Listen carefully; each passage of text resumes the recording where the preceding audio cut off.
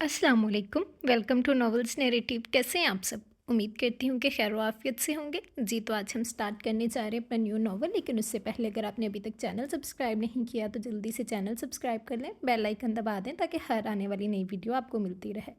Like comment और share करना मत भूलें, ठीक है जी। तो आज जो हम नॉवल स्टार्ट करने जा रहे हैं बहुत ही मज़े का नॉवल है, बहुत कमाल की स्टोरी है, यकीनन आप सबको पसंद आएगी।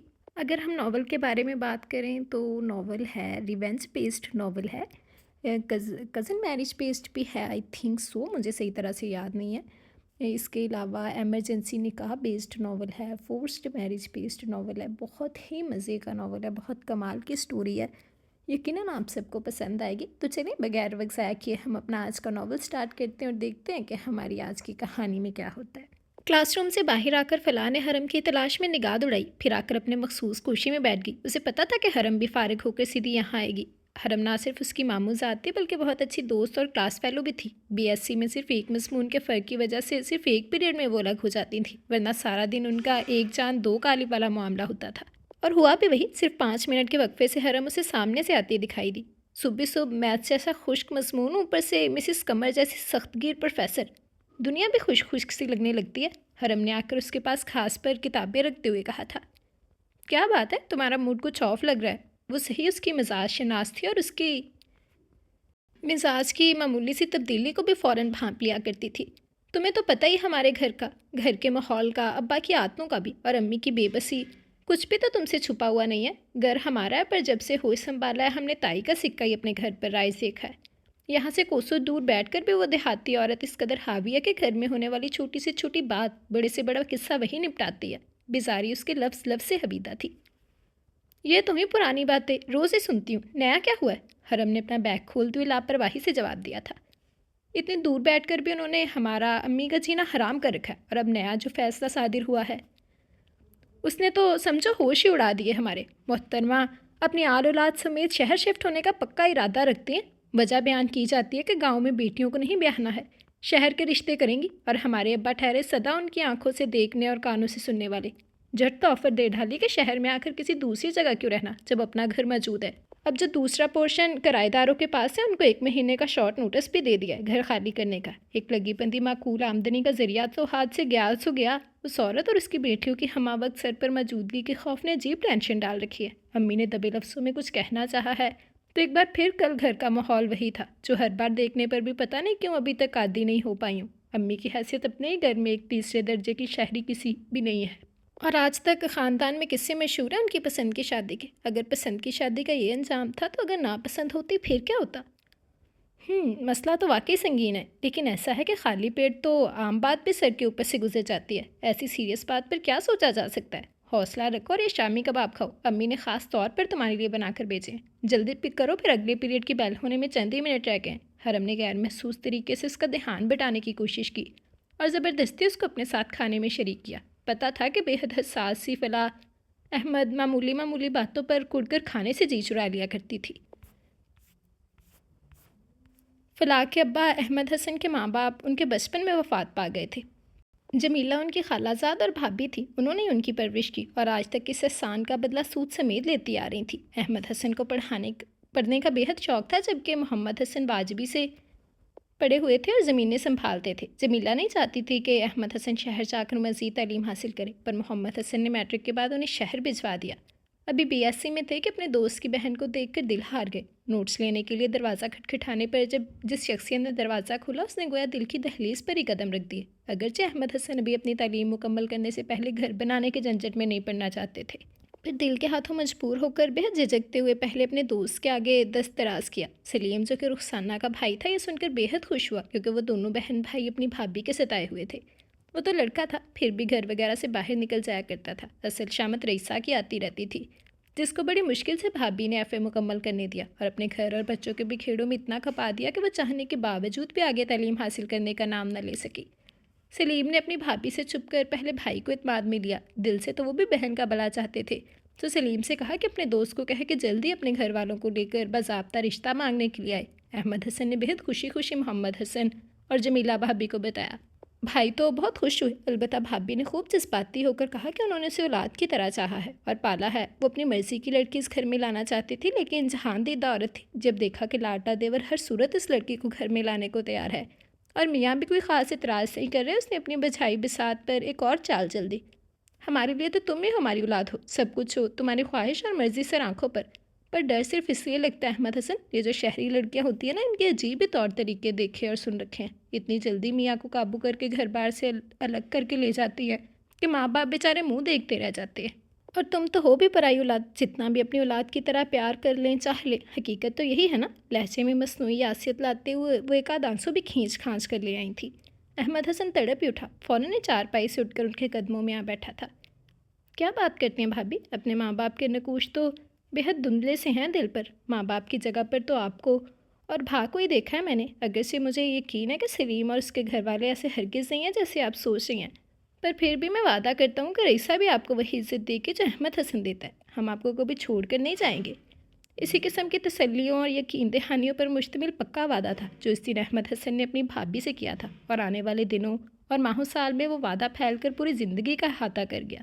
رشتہ لے جانے سے لے کر شادی تک بھابھی نے خوف و اندیشوں کا اظہار کر کر کے احمد حسن کے لیے آنے والی عورت کو ایک ہوا ہی بنا چھوڑا، اور وہ اپنی بھابھی کی تسلی کے لیے پہلے دن سے آج تک ہر چیز چٹلاتے چلے آئے۔ بیوی سے محبت، بیوی کے حقوق، رئیسہ جو اپنی بھابھی کے مظالم سے جان چھڑوا کر نئی سپنوں کی راہ گزر پر قدم رکھ کر احمد حسن کے ہمراہ آئی تھی، تو پہلے دن سے ہی احمد حسن پر جمیلہ نامی ایک عورت کا بیجا تسلط محسوس کر کے چپ رہ گئی تھی۔ ابھی احمد حسن بمشکل کمرے میں ہی آیا تھا کہ جمیلہ بھابھی کے دل گھبرانے کی اطلاع اسے وہاں سے اٹھ کر جانے پر مجبور کر گئی تھی۔ نئی نویلی دلہن کے ارمان اور نوخیز جملے جمیلہ بھابھی کی تیمارداری اور تسلی اور تشفیوں میں دھپ گئے تھے۔ پھر ایسا ہوا کہ اسے تو سانس بھی اس عورت سے پوچھ کر لینا پڑتا تھا، اور زندگی اپنے گھر سے بھی کہیں زیادہ کٹن تھی۔ جمیلہ بھابھی نے اس کے آنے سے پہلے ہی گاؤں میں احمد حسن اور اس کے عشق کے چرچے اس حد تک پھیلا دیے کہ ہر آنے والی عورت تنقیدی نگاہوں سے اس کا جائزہ لینے کے ساتھ ساتھ اپنے خیالات کا برملا اظہار بھی اس کے سامنے کر جاتی۔ اچھا تو یہ ہے جمیلہ تیری دیورانی جو احمد حسن کے عشق میں گھر سے بھاگنے کو تیار تھی۔ توبہ ہے بھائی، ایسے لوگوں کے لیے کہا جاتا ہے شکل مومنہ کرتوت کافرہ۔ وہ پلٹ کر ضرور جواب دیتی ہے اگر جو شریک زندگی کا اعتماد حاصل ہوتا۔ وہ تو اسے اس گھر میں لا کر اس کی زندگی کی ڈور جمیلہ بیگم کے ہاتھ میں دے کر اپنی بھابھی کے سامنے سرخرو ہو گیا تھا، اور اس سے بھی پہلے دن سے خصوصی ہدایت جاری کی تھی کہ پسند کی شادی کر کے وہ پہلے ہی اپنی بھابھی کے سامنے ایک عظیم گستاخی کا مرتکب ہو چکا ہے۔ اب ساری زندگی اسے بھابھی کی خادمہ بن کر رہنا پڑے گا، تو اف نہ کرے۔ ابھی زندگی کے اسرار و رموز کو بھابھی کی فطرت کو سمجھنے میں ہی لگی ہوئی تھی کہ 16 سال بعد بھابھی کے ہاں اللہ کا کرم ہو گیا، اور وہ امید سے ہو گئی۔ سارا گھر تو پہلے ہی اس کے حوالے کر چکی تھی، صرف کام کے حوالے سے باقی حکمرانی اپنی کی تھی گھر پر۔ اب تو بالکل ہی ہاتھ پیر چھوڑ کر صحیح معنوں میں مہرانی بن کر بیٹھ گئی۔ احمد حسن اب شہر میں MSc کر رہا تھا۔ ابھی ان کے گھر میں فون نہیں لگا تھا۔ نئی نئی دلہن کو وہ لمبے لمبے خطوط بھی لکھتا تھا، پر اس میں کوئی ایک آدھ جملہ اس کی چولی میں خیرات کی دلا ڈال دیا جاتا کہ کیسی ہو، بس باقی صرف ہدایتیں ہوتی، جمیلہ بھابھی کا ایسے خیال رکھو ویسے خیال رکھو۔ اب تو یہ حال ہو گیا کہ وہ خط کو ایک نظر دیکھ کر بیزاری سے ایک طرف ڈال دیتی۔ محمد حسن بھا اس کے ساتھ شفقت سے پیش آتا، لیکن وہ مرد تھا، زمینیں ساری سنبھالی ہوئی تھی انہوں نے۔ صبح کا ناشتہ کر کے نکلتے، دوپہر کا کھانا مزارے کو بھیج کر منگوا لیتے، پھر رات کو ہی واپس لوٹتے۔ ایسے میں جمیلہ بیگم اس راجہانی کی ملکہ ہوتی اور رئیسہ کو ایک کنیز کا درجہ دینے کو بھی تیار نہ تھی۔ رئیسہ کے بڑے بھائی اس کی شادی کے بعد سعودیہ چلے گئے تھے، اور کچھ ہی عرصے میں اپنی پوری فیملی کو بھی سلیم سمیت وہاں بلوا لیا تھا۔ کبھی سلیم کا ہی بھولا بسرا خط آ جاتا۔ انہی دنوں جمیلہ بیگم ایک بیٹے کی ماں بن کر فرعون کا مرتبہ خود ہی منتخب کر کے بیٹھی تھی۔ احمد حسن کو محکمہ پبلک ہیلتھ میں ایک اچھی نوکری مل گئی تھی۔ جب رئیسہ کے ہاں ایمہ نے جنم لیا تھا، سلیم کی شادی کی خبر انہی دنوں سے ملی تھی۔ وہ ابھی تک بڑے بھائی کے ساتھ ہی تھا سعودی عرب میں، وہیں ایک پاکستانی فیملی کی لڑکی سے شادی ہو گئی تھی اس کی۔ احمد حسن کی وہی روٹین تھی، وہ پورے ایک ہفتے کے بعد آتے۔ انہی دنوں جب رئیسہ ماں بننے کی عجیب سی سرشاری میں مبتلا ہو کر یہاں کی بے رخی اور جمیلہ بھابھی کی زیادتیوں کو بھولی ہوئی تھی، جمیلہ بھابھی کی ایک اور زیادتی پر گھنگ رہ گئی جب اسے محسوس ہوا کہ اپنے بچوں میں بے حد مصروف ہونے کے باوجود بھی جمیلہ بھابھی آئمہ کو اس کے پاس نہ رہنے دیتی۔ بہانہ یہ ہوتا کہ تمہیں کون سا بچے پالنے کا تجربہ ہے، بیمار ہی نہ کر دو بچی کو۔ اور حد تو تب کر ڈالی جب ان کو اس کے دودھ پلانے پر بھی اعتراض ہوا کہ یقیناً تمہارا دودھ خراب ہے، جو بچی صحت مند ہی نہیں ہو رہی۔ صرف 2 ماہ بعد جمیلہ بھابھی نے آئمہ کو دودھ چھڑوا کر اسے گائے کے دودھ پر لگا دیا اور فیڈر دینے لگی۔ اب جو دن میں 2-3 بار آئمہ کو وہ دودھ پلانے کے لیے خود کے پاس سے آتی، اب وہ بھی نہ ہو سکتا۔ हर बार आयमा को जब वो उठाने को लपकती, भाभी या तो उसे किसी काम से लगा देती या बच्ची को फ़ौरन उठा लेती। इससे पहले भला बच्ची एड़ियाँ रगड़ रगड़ कर क्यों ना रो रही होती। इस सूरत हाल ने उन्हें हद दर्जा परेशान कर डाला, इतना कि वो जानते हुए भी अहमद हसन अपनी भाभी के हर अमल को जायज़ करार देते हुए उसे चुप करवा देंगे और कोई मुंतिक ढूंढ लाएंगे। उनके सामने पहली बार अपना दुख रो बैठी कि घर के किसी कामकाज या किसी और ज़्यादती का किस्सा ना था, बल्कि उसकी औलाद पर किसी के तसल्लुत की बात थी। ओफ़ो, पढ़ी लिखी होकर अजीब जाहिलों वाली बातें करती हो रईसा बेगम। मैं तो डर ही गया था तुम्हारे रोने से कि भला क्या ऐसा हो गया। हालांकि मैंने देखा है भाभी ने तुम्हें हथेली का छाला बना कर रखा हुआ है और अब तो बच्ची के कामों से भी आज़ाद कर दिया। पर अजीब ना शुक्रिया औरत हो, एक बार भी खुशी नहीं देखी तुम्हारे चेहरे पर जब से इस घर में आई हो। कभी कभी मैं सोचता हूँ कि हो ना हो तुम्हारी ज़िंदगी में कोई और था, जब भी तो मेरी हमराही तुम्हें कोई खुशी ही नहीं दे पाती।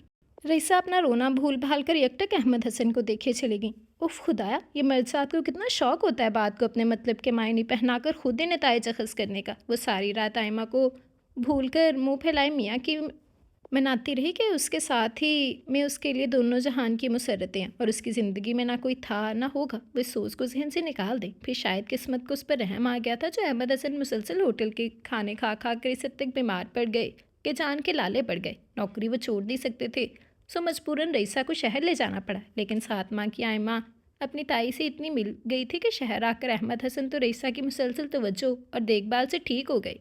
आयमा बीमार पड़ गई। मजबूरन अहमद हसन को उसे भाभी जमीला के पास गाँव छोड़कर आना पड़ा क्योंकि उसे दूध रास नहीं आ रहा था।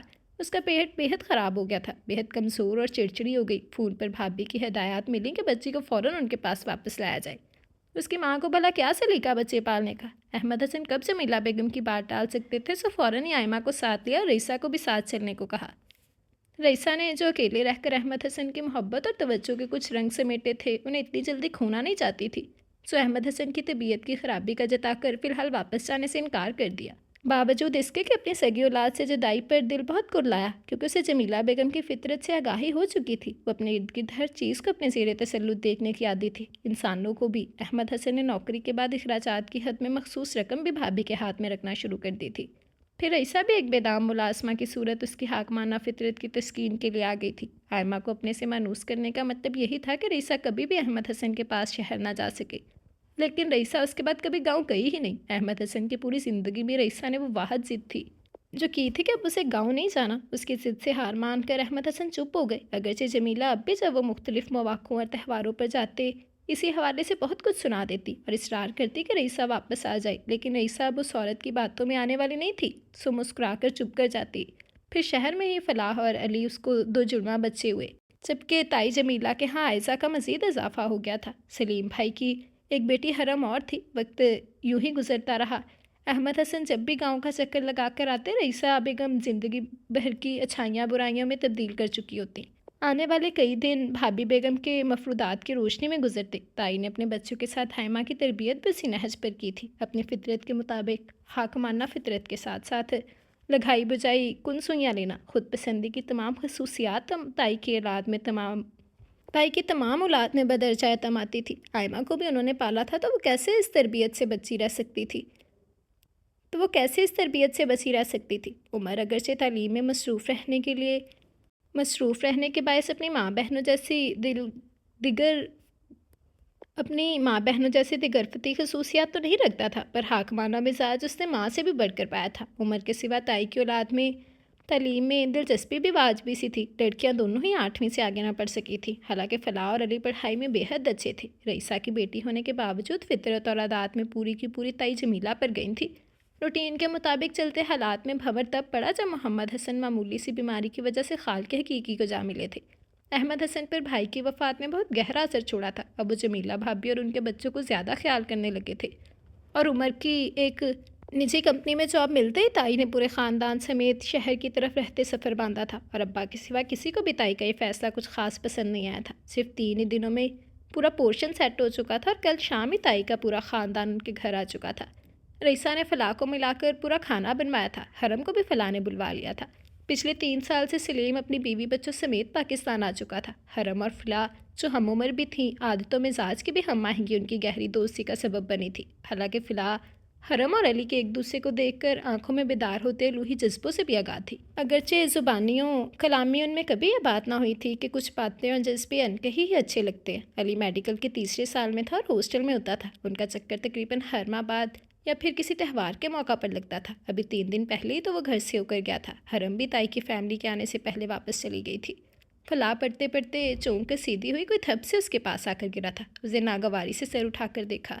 وہ آئمہ تھی، شکل و صورت میں اس سے بےحد مشابہ مگر عادات میں بےحد مختلف۔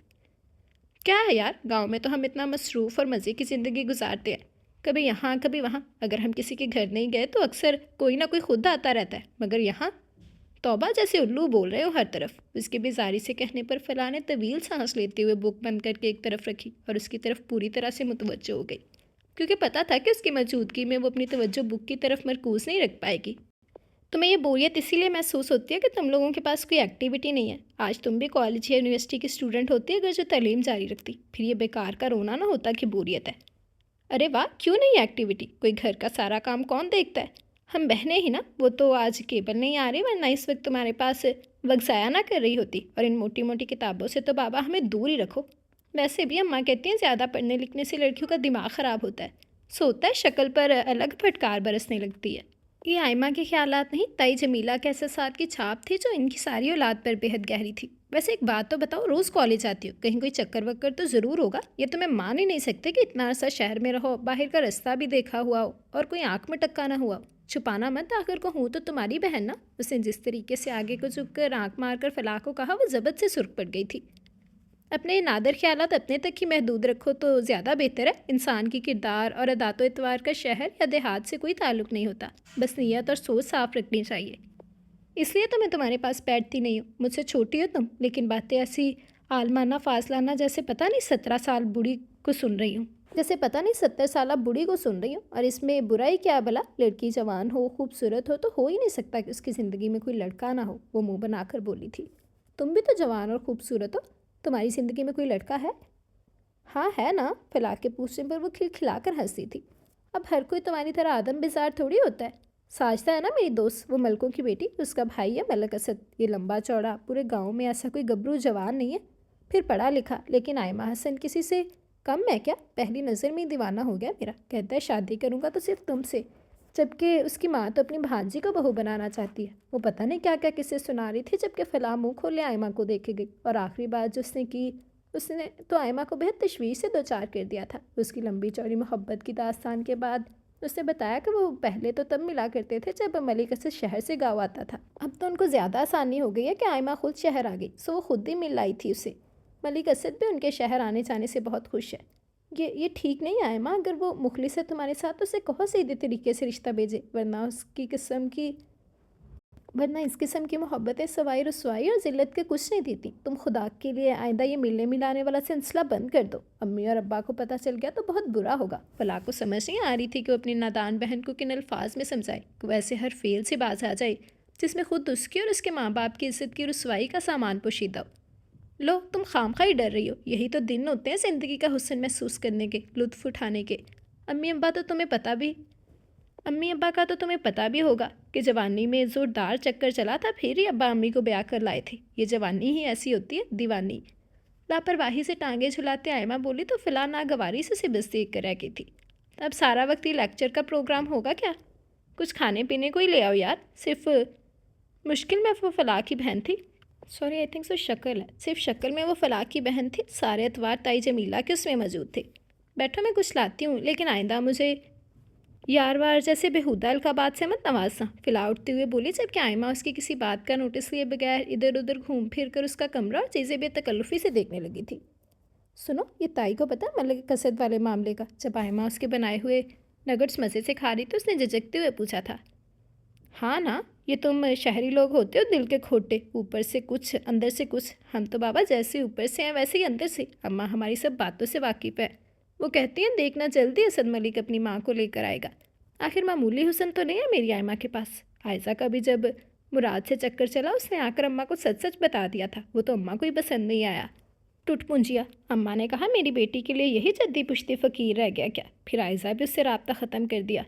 وہ تائی جمیلہ کی بیٹی کا کھاتا کھولے بیٹھی تھی۔ فلاح حیرت و صدمے سے کنگ بس سنتی رہی۔ امی نے اسے تائی جمیلہ کے اپنے ساتھ سلوک کی گئی باتیں بتائی تھیں، پر ان کی شخصیت کا یہ پہلو شاید اب تک مخفی تھا۔ ان سے لڑائی جھگڑا، بدفطرتی اور بدگمانی تو خصلت تھی ان کی، پر بیٹیوں کی تربیت اس نحو سے کرنا کہ وہ غلط اور صحیح راہ میں تمیز ہی نہ کر سکے، یہ بات فلاح کبھی سوچ بھی نہیں سکتی تھی۔ تھوڑی دیر میں تائی جمیلہ عائزہ کے ساتھ یاد دھمکی، اور پھر ان سب نے رات کا کھانا کھا کر ہی اپنے پورشن کو کوچ کیا تھا۔ ابا اس روز بہت خوش تھے، ان کا بس نہیں چلتا تھا کہ کھانے کی ٹیبل پر موجود ایک ایک ڈش کا ہر نوالہ تائی کی اولاد کو خود اپنے ہاتھوں سے کھلائیں۔ رات تک عمر بھی تشریف لے آیا تھا۔ تائی کی بیٹیوں کی نسبت وہ سنجیدہ رہا، اور فلاح کو تو جیسے کسی حد تک اکھڑ بھی لگا تھا۔ رات کو اگرچہ رئیسہ بیگم بہت تھکی ہوئی تھی، فلاح پہلے تو تذبذب سے کچھ سوچتے ہوئے ان کے پیر دباتی رہی۔ جب انہوں نے اسے دعائیں دیتے ہوئے اٹھ جانے کو کہا کہ صبح کالج بھی جانا ہوگا، تو ابا کی غیر موجودگی کو غنیمت جانتے فلاح نے مناسب لفظوں میں آئمہ کی کہی ہوئی باتیں رئیسہ بیگم کے گوش گزار کر دی۔ ان کی نیند آرام سب اڑ گیا تھا، وہ تو ہی شوکر اٹھ بیٹھی تھی۔ یہ کیا ہو گیا فلاح؟ کیسی تربیت کی ہے بچیوں کی؟ ارے کیسی ماں ہے یہ؟ مائیں تو بچیوں کے غلط قدم، غلط راہ کو مڑتے دیکھ کر سنبھل جاتی ہیں، ان کی نیندیں حرام ہو جاتی ہیں، اور یہاں خود بھابھی بیگم غلط راستوں کی نشاندہی میں بھی آگے آگے ہیں۔ میرے اللہ رحم فرما مجھ پر، میری بچیوں پر، سب کی بچیوں پر۔ رئیسہ بیگم رو پڑی تھی۔ فلاح نے ان کے ہاتھ پکڑ کر سہلایا اور تسلی دی تھی۔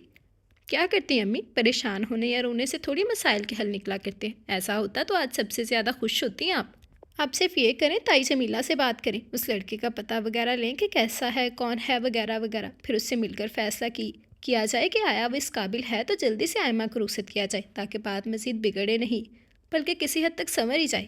ابا لگتا ہے آ رہے ہیں، آپ جلدی سے اپنا منہ ٹھیک کر لیں، ورنہ ان کو ذرا سی بھی منک پڑ گئی تو تائی جمیلہ کا کیا ہے؟ ہمیشہ کی طرح سارا ملبہ ہم پر ڈال کے خود ہاتھ جاڑ کے دور کھڑی ہو جائیں گی۔ باہر سے ابا کے کھنکارنے کی آواز سن کر اس نے رئیسہ بیگم کو کہا تو انہوں نے فوراً سے پیشتر آنسو پونچھ لیے تھے۔ کیا بات ہے، تم ابھی تک سوئی نہیں؟ احمد حسن نے کمرے میں داخل ہوتے ہی سرسری سا فلاح سے پوچھا کہ مقررہ وقت پر رئیسہ کی دوائی کھلا کر دودھ وغیرہ دے کر اپنے کمرے میں چلی جایا کرتی تھی، پھر 2-3 گھنٹے اسٹڈی کر کے پھر اگلے صبح بیدار ہو جایا کرتی تھی، جبکہ آج کافی ٹائم ہو چلا تھا۔ جی ابا بس جا رہی تھی، اس نے آہستگی سے کہا تھا۔ رئیسہ بیگم ایسا کرو، یہ کھانے وانے کا انتظام یہیں پر ہی کر لیا کرو، بھابھی بیگم اور بچیاں ہاتھ بٹا دیا کریں گی، اب گھر ایک ہے تو اچھا نہیں لگتا الگ الگ ہانڈی چولہے کا سسٹم ہو۔ میں بھابھی بیگم کو بھی کہہ آیا ہوں۔ احمد حسن کی آواز آتے آتے فلاح کے کانوں میں پڑ ہی گئی تھی۔ تو آج ابا کا لیٹ ہو جانے کا سبب تائی جمیلہ کی یہ پٹی تھی؟ جواباً نہ صرف پڑھ کے بلکہ یاد کر کے آیا۔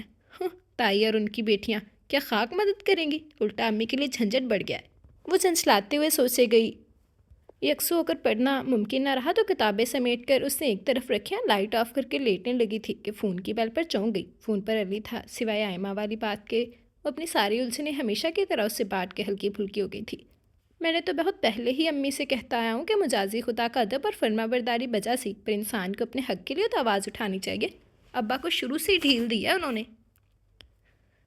اب جب وہ اس طرز سے زندگی کے عادی ہو چکے ہیں تو مسائل تو بڑھنے ہی ہے نا۔ ابا سے تو میں تب بھی بات کرنا چاہ رہا تھا جب انہوں نے تائی لوگوں کو یہاں لانے کا فیصلہ کیا تھا۔ مرحوم بھائی کی کفالت ان کا فرض ہے، پر اپنے بیوی بچوں کے منہ کا لقمہ چھین کر اس کو اور ان کی اولاد کے منہ میں دے دینا کہاں کی عقل مندی ہے؟ پر امی نے مجھے روک دیا تھا کہ جوان اولاد ہو کر باپ کے منہ لگو گے تو کیسا دکھ ہوگا ان کو۔ صرف امی کا خیال کر کے چپ ہو گیا میں، وہ تلخی سے بولا تھا۔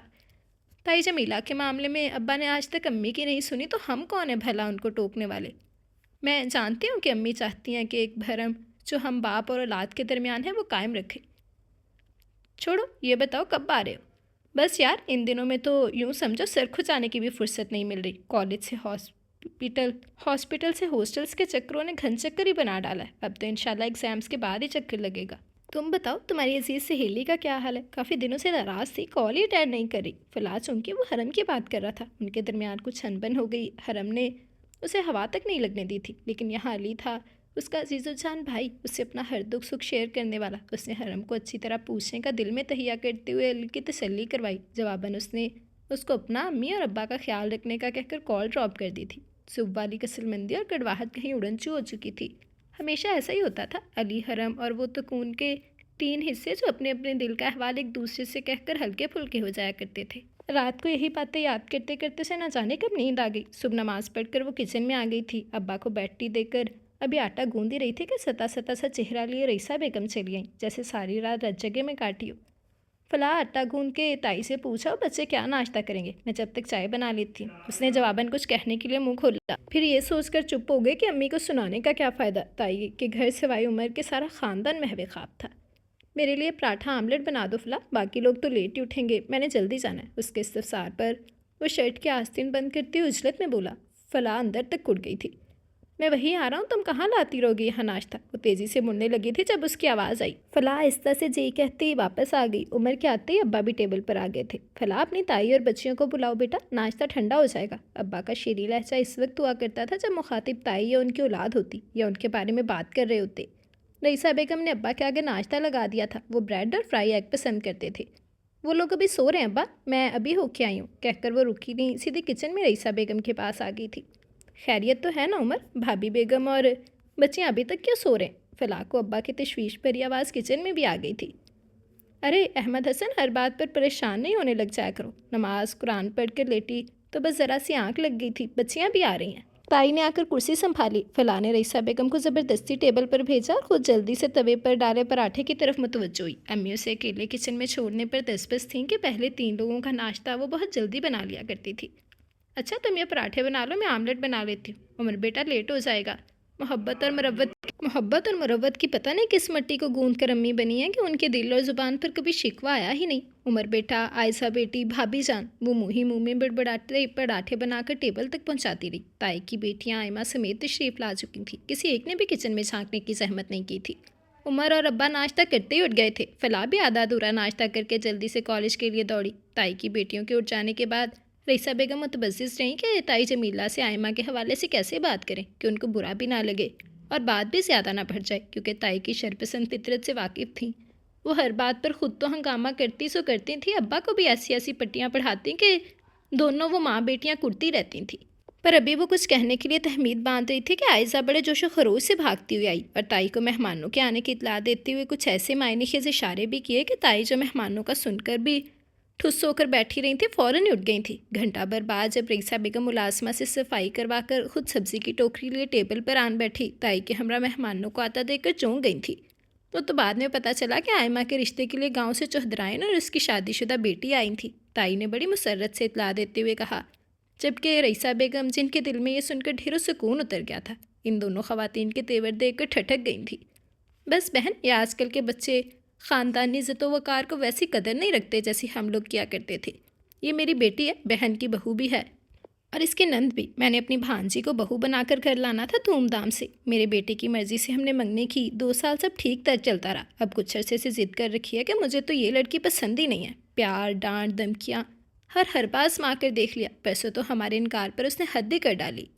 خوابابر گولیوں کی اچھی خاصی تعداد لے کر میدے میں انڈیل لی۔ اب یہ تو ہماری اور اس کی اچھی قسمت تھی جو بچ گیا۔ بہن کا بسایا گھر اجڑ جائے، اسے کوئی فرق نہیں پڑتا۔ ہمیں مایوس مت کیجیے گا، بڑی آس لے کر آپ کے پاس آئے ہیں۔ پوری بات سن کر ایک گہری اور طویل سانس رئیسہ بیگم کے منہ سے آزاد ہوئی تھی۔ اس کا مطلب تھا کہ وہ اپنے بیٹے کو ایک قصوروار سمجھ رہی تھی۔ آئمہ کے اپنے بیٹے سے رابطے کا کچھ پتہ ہی نہیں تھا، بلکہ وہ بھلی مانا سچی خاصی رنجیدہ نظر آ رہی تھی اپنے بیٹے کی حرکتوں پر۔ تائی جمیلہ نے البتہ ان سے رسمی طور پر ضرور وقت مانگا، کیونکہ وہ بیوہ ہیں تو اپنے دیور اور بیٹے سے مشورہ کر کے بتائیں گی۔ وہ اچھی امید رکھیں، بابا نے ریڈی میڈ کھانا اور پھل بھجوا دیے تھے۔ شاید آئمہ یا عائشہ نے ان کو مہمانوں کی آمد کی اطلاع دے دی تھی۔ ابا کو کب اعتراض ہونا تھا اگر تائی نے ہاں کر دی تھی۔ 1 ہفتے کے اندر ان لوگوں نے 2-3 چکر لگائے اور شادی کی تاریخ لے کر گئے۔ گھر کی پہلی شادی تھی، سب بھی پرجوش تھے۔ حرم کو بھی رئیسہ بیگم نے بلوا لیا تھا کہ فلاح کے ساتھ ہوگی تو دونوں مل کر اچھا خاصا کام سے میٹ لیں گی۔ آئمہ سے ویسے بھی ان کو امید کمی ہوتی تھی، جبکہ اب تو وہ دلہنوں والے پروٹوکول کے ساتھ تھی۔ علی نے مہندی والے دن پہنچنا تھا۔ رئیسہ بیگم کو ایک بار پھر دکھ کا سامنا کرنا پڑا جب ابا نے خطیر رقم کا چیک آئمہ کی شادی کے لیے سب کے سامنے تائی جمیلہ کے ہاتھ میں دے دیا تھا۔ اس پل تائی کی فخری اور کچھ جتاتی نظریں رئیسہ بیگم کو اندر تک چھید گئی تھیں۔ خیر، ماں تھی، آئمہ کو تائی جمیلہ کو سونپ کر بھی ایک ماں کا دل تو ان کے پاس تھا ہی۔ کئی چیزیں اب تک سینچ چکی تھیں، کئی کی خریداری کراتی تو بعض دفعہ فلاح جھگڑا بھی کرتی۔ مت خوار کیا کریں ان بے فیض لوگوں کے لیے خود کو، اب کیوں ہلکان کرتی ہیں خود کو جب بڑی تائی ہیں اس گھر کی۔ سارا نظام ان کے کہنے پر چل رہا ہے، روپے پیسے کی وہی مالک ہیں، ہم کسی گنتی میں ہی نہیں تو ایسی ضلالت کا فائدہ۔ حرم ہیں کرتی رہ گئی، پر اس نے سرخ چہرے کے ساتھ بات مکمل کر کے ہی دم لیا تھا۔ तुम भी समझाओ बेटा इसको, अच्छी भली समझदार होकर कभी कभी बेवकूफ़ों जैसी बातें कर जाती है। आयमा औलाद है मेरी, उसके लिए जितना भी कर दूंगी। तो मेरा एहसान नहीं है उस पर, मेरी मोहब्बत है, वैसे ही जैसे मैं इससे करती हूँ। जहाँ तक बात तुम्हारे अब्बा की है, उनकी फितरत बुरी नहीं है, बस तरबियत ही होती है जो शख्सियत में बिगाड़ और संवार ले आती है। तुम्हारी ताई की मर्ज़ी से शादी ना करके आज तक ज़ेरे बार है, और तावान में हर चीज़ तुम्हारी ताई के हवाले कर दी। हमारे हिस्से की तवज्जो, मेरे घर की राजहानी, मेरे बच्चों के हकूक़, फिर भी मेरे अल्लाह का मुझ पर ख़ास करम है, मुझे उससे कोई शिकवा नहीं है। औलाद, घर का तहफ़्फ़ुज़, चार दीवारी, हर वो चीज़ थी जिसकी एक औरत तमन्ना करती है। बाकी छोटी छोटी बातें और मसाइल तो ज़िंदगी के संगी साथी हैं। फलाह अपनी माँ की कनाअत पसंदी के इस मुज़ाहरे पर मुँह बनाए बैठी रही थी। हाय आयमा, तुझे क्या बताऊँ, कुछ दिन पहले तक नजर आने वाला लंबा तड़ंगा और सूखा चमड़क तेरा भाई कैसा बांका से जीला निकला है, कसम से नज़र नहीं ठहरती देखो तो। आयमा, जिसके मुंह पर मास्क लगा हुआ था, हनूस खामोश बैठी थी। आयमा की बच्ची, तेरी नैया पार लगाने में मैंने कितना साथ दिया तेरा, याद है ना? बस अब तेरी बारी है, मेरा दिल आ गया अली पर, बस दिल में पक्का इरादा कर लिया तेरी भाभी बनने का। कोई 10 चक्कर लगा लिए इस कठोर के सामने, पर मिजाल है जो नज़र उठाकर भी देखा हो। बस फलाह से और उस सूखी सड़ी हरम से ही बातें करता रहा। मैंने सलाम भी कर डाला, ज़रा देर को मुंह मेरी तरफ करके जवाब दिया, फिर से उस हरम की बच्ची को अपने कॉलेज के किस्से सुनाने लगा। उसके साथ ऐसे कह के लगाया कि दिल ही जलकर राख हो गया। कसम से वो डॉक्टर है तो मैं क्या किसी से कम? पूरी 8 जमाते पास, पिंड की सबसे ऊंची लंबी हसीन कुड़ियों, भला गरूर किस बात का उसमें? आयमा के मुंह धोने और चेहरा खुश करने तक वो उसे अपने दिल की हकायत समेत शिकवे शिकायत, फरमाइश और अली की बेरुखी और हरम से बेतकल्लुफ़ी का तमाम किस्सा पूरी जज़ियात के साथ सुना चुकी थी। तो भी आयज़ा बेटाइम हर हर काम करती है। याद है कि एक दफ़ा अम्मा ने जब बात की थी ये अली के लिए आयज़ा का रिश्ता मांग लेंगे चचा से, तो कैसे रौला डाल दिया था तूने। 2 दिन तो तेरे हलक से खाना तक नहीं टपका था। अम्मा को भी अपनी बात दिल में ही रखनी पड़ी थी, और अब तुझे आन की आन में अली ऐसा भाया कि फ़ौरन ही उसकी वोटी बनने को तैयार हो गई है। आयमा ने तीखे चतून से उसे घूरा था। हाँ, तो इस वक्त मेरा दिल खाली थोड़ी था, वो तो किसी की मोहब्बत में गोटे गोटे डूबा हुआ था। मुझे कहाँ कुछ अच्छा लगना था। फिर कब तेरे जालिम भाई पर नज़र पड़ी थी पहले? मुझे तो 4 साल पहले का वो छिनपू सा अली याद था जो एक दफ़ा पिंड आया था। उसके बाद तो जितनी दफ़ा चचा की फैमिली हमारे यहाँ आई या हम यहाँ आए, पता चला अली हॉस्टल में है। डिटाई की हद ही थी। अच्छा अच्छा, शादी गुजरने दे, फिर देखते हैं कुछ। आयमा की आशीर्वाद के बाद आयज़ा से खासी मुतमईन हो गई। आखिर को आयमा माँ की असल जानशीन थी। शादी भी आयमा के ससुराल वाले कुछ खिंचे खिंचे से लगे थे। बारात भी आई थी, वलीमे की तकरीब भी अगले दिन यही थी। शादी के तीसरे दिन आयमा को गाँव जाना था। कल अली को वापस चले जाना था, तो आज उसने और फलाह ने हरम समेत कहीं घूमने जाने का प्रोग्राम बनाया था। अली ने रईसा बेगम को भी बहुत कहा कि वो भी साथ चले, लेकिन शादी के बिखेड़े उन्हें इतना थकाया हुआ था कि उन्होंने सहूलत से ये कहकर मना कर दिया था कि बेटा तुम लोग जाओ, यही दिन तो होते हैं घूमने फिरने के, ज़िंदगी की हर मुश्किल से दूर खुशियाँ कशीद करने के। तुम्हारे अब्बा को तो पता ही है कि घर में नज़र ना हो तो क़यामत उठा देते हैं, घर पर हो तब भी क़यामत ही उठाए रखते हैं। तब कब फूल जड़ते देखे हैं उनके मुँह से? अली बेजार सा बोला था। बुरी बात बेटा, बाप है तुम्हारे, अदब से बात किया करो। रईसा बेगम, जिनकी गुट्टी में सार अदब मोहब्बत के सब करीने कूट कूट कर भरे थे, ना तो खुद शौहर के खिलाफ कुछ कहती थी, ना बच्चों को कुछ कहने देती थी। सो अब भी अली को टोक कर उन्हें रवाना करके घर की समेटा समेटी में लग गई। ताई जमीला कल गाँव में ही रह गई थी। हाँ, आयशा और उमर घर पर थे और नाश्ता यहीं पर किया था दोनों ने। हरम ने भी आज शाम को अपने घर वापस चले जाना था। वक्त ने अपने ख़जाने में से एक बहुत खूबसूरत और अनमोल दिन निकाल कर उनकी झोली में डाला था। खाना खाने के दौरान फलाह ने वाशरूम जाने के बहाने कुछ देर इन दोनों को तन्हा छोड़ दिया था। ऐसे में अली का उसे देखना पुरतमाद सी हरम को नर्वस कर गया था। क्या मुसीबत है, कहाँ मर गई है ये फलाह? दिल में उसको कोसते उसने पसीने से भीगे हाथों को आपस में रगड़ा था। क्या है अली, ऐसे क्या घूर घूर कर देखे जा रहे हो? पहले कभी नहीं देखा क्या? उसके ऐसे तड़क कर कहने पर वो जानदार सा कहका लगाकर बेसाख्ता हंसा था। बस ज़रा तुम्हारी बहादुरी चेक कर रहा था। पता है हरम, मैंने हम दोनों के हवाले से बहुत खूबसूरत ख्वाब बुन रखे हैं, जिनकी तामीर में तुम्हारे हमरा देखना चाहता हूँ।